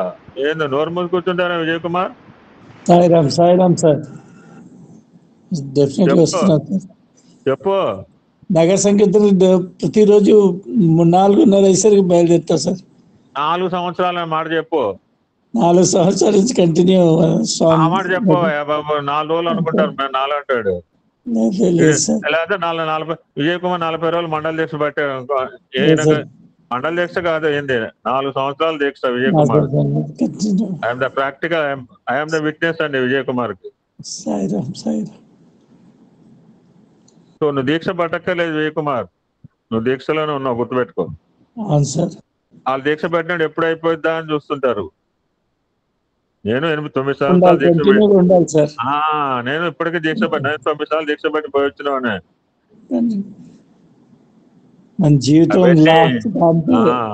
Very nice. అది మన ఏం అలా ఉండాలి. మన సోదరి మన చూడ ఎంత ఆనందం కలిగిందో. చివరి దాకా చివరి ఊపిరి అది మా సుందర సోదరి. సో మనలో ఉన్న జాడ్యము, బద్ధకత, నిర్లిప్త అట్లీస్ట్ కొంతమంది బాగా ఉన్న వాళ్ళు కనీసం 40 రోజులన్నా దీక్ష పెట్టింది అందుకనమాట. దీక్షలు తీసుకోవద్దని చెప్పట్లా. అవన్నీ వదలాలంటే తప్పకుండా ఆంజనేయ స్వామిని పెట్టుకోవాలి. సో అప్పుడే మనలో చైతన్యం వస్తుంది, జడత్వం నశిస్తుంది. సో సనాతన ధర్మ పునర్వైభవం వస్తుంది. రామరాజ్యం వస్తుంది. ఫైనల్ గా ఒక మాట చెప్తాడు ఇక్కడ, లోక సమస్త సుఖినోభవం అంటాం. అది ఎంత గొప్పదో చూడండి. మనకు అర్థం కావడం ఊరిని అనేస్తున్నాం. అనపోతే అది చెప్పమని చెప్తాం మనం మర్చిపోతే ఎప్పుడైనా గ్రూప్ లో ధనవంతుడి తర్వాత. మన కోసం చేసిన పూజ కంటే 10 మందికి మేలు కోరి చేసిందే. నేను ఈ మధ్య మంత్రం పెట్టి అందుకని ఏ మంత్రం ఎవడో పెడుతుంటే పనిలేక ఆ మంత్రం చేసి ఇది వస్తుంది. ఇవన్నీ కూడా వ్యాపారాలను బాబు, బిజినెస్. దేవుడితో వ్యాపారాలు ఎక్కువ అయిపోయినాయి బాగా ఇప్పుడు. నేను జస్ట్ అందుకని ఇన్ఫర్మేషన్ అని పెడుతుంటా. ఏ మంత్రమైనా చేయొచ్చండి బాబు. అన్ని మంత్రాల కంటే అన్ని మంత్రాల కన్నా అద్భుత మంత్రం అంటే సమస్త లోక సుఖినోభవం. ఐ లైక్ దిస్ మంత్రాన్ని పెట్టింది ఒక వెంటనే చాలా ఆనందం, చప్పట్లు కొట్టా నేను.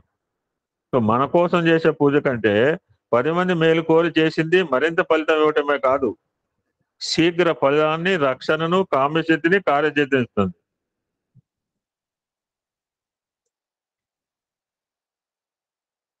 సో అందరం ఒకసారి జై శ్రీరామ్, జై హనుమాన్. జై శ్రీరామ్, జై జై శ్రీరామ్, జై హనుమాన్. జై హనుమాన్. జై శ్రీరామ్, జై హనుమాన్. జై శ్రీరామ్, జై హనుమాన్. జై శ్రీరామ్, శ్రీరామ్. ఎవ్రీబడి ఆల్ జై ఆల్ శ్రీరామ్, జై శ్రీరామ్, శ్రీరామ్. జై శ్రీరామ్, జై హనుమాన్. జై శ్రీరామ్, జై శ్రీరామ్, జై హనుమాన్. జై శ్రీరామ్, జై శ్రీరామ్, జై హనుమాన్. జై శ్రీరామ్, జై హనుమాన్. ఓం శాంతి శాంతి శాంతి. ఇది ఇలా ఉండాలి బ్యాచ్ అంటే. దూకమంటే దూకుతారు. ఎందుకు దూకమన్నాడు మీకు ఆలోచన లేదు. ఎందుకమ్మా అది దట్ ఈజ్ అదే అమ్మా శరణాగతి అంటే. నేను చెప్పాను గ్లాసు పడేయంటే మనం ఏం చేస్తాం, అదే నన్ను పడేయమంటే స్వామి 40,000 మంది ప్రశాంతి నెలలో కూర్చున్నారు స్వామి, గ్లాస్ కింద పడితే ఒక్కలైపోయి స్వామి, మీ చేరి కిందకు వస్తే గాజు ముక్కలు స్వామి, మీరు కాలు కింద మీకు గుచ్చుకుంటే స్వామి, నాకు గుచ్చుకుంటే స్వామి, వాళ్ళకి సొల్లు కబులు చెప్తానే అయితే. బట్ ఆ చిన్నపిల్లవాడు స్వామి పడేయమన్నాడు, గ్లాస్ పడేసాడండి. That is surrender, that is సంపూర్ణ శరణాగతి. దట్ ఈజ్ LSP చెప్పిన మాట. అది ఓం శాంతి. మీరంతా కూడా అటువంటి దీక్ష దక్షతలు కలవాలి. మీరు ఏ దీక్షలు కూడా పట్టక్కర్లేదు నాకు తెలిసినంత. మీరు నిత్య దీక్షలో ఉన్నారు. అలాగనే మన జీవితాన్ని కంటిన్యూ చేద్దామండి. అటువంటి శక్తిని స్వామివారు మనకు ప్రసాదించాలని, ఆ హనుమంతుడు మనకు ఆదర్శవంతంగా ఉండాలని ఈ 4 మాటలు చెప్పే అవకాశం కలిగిందండి. జై శ్రీరామ్.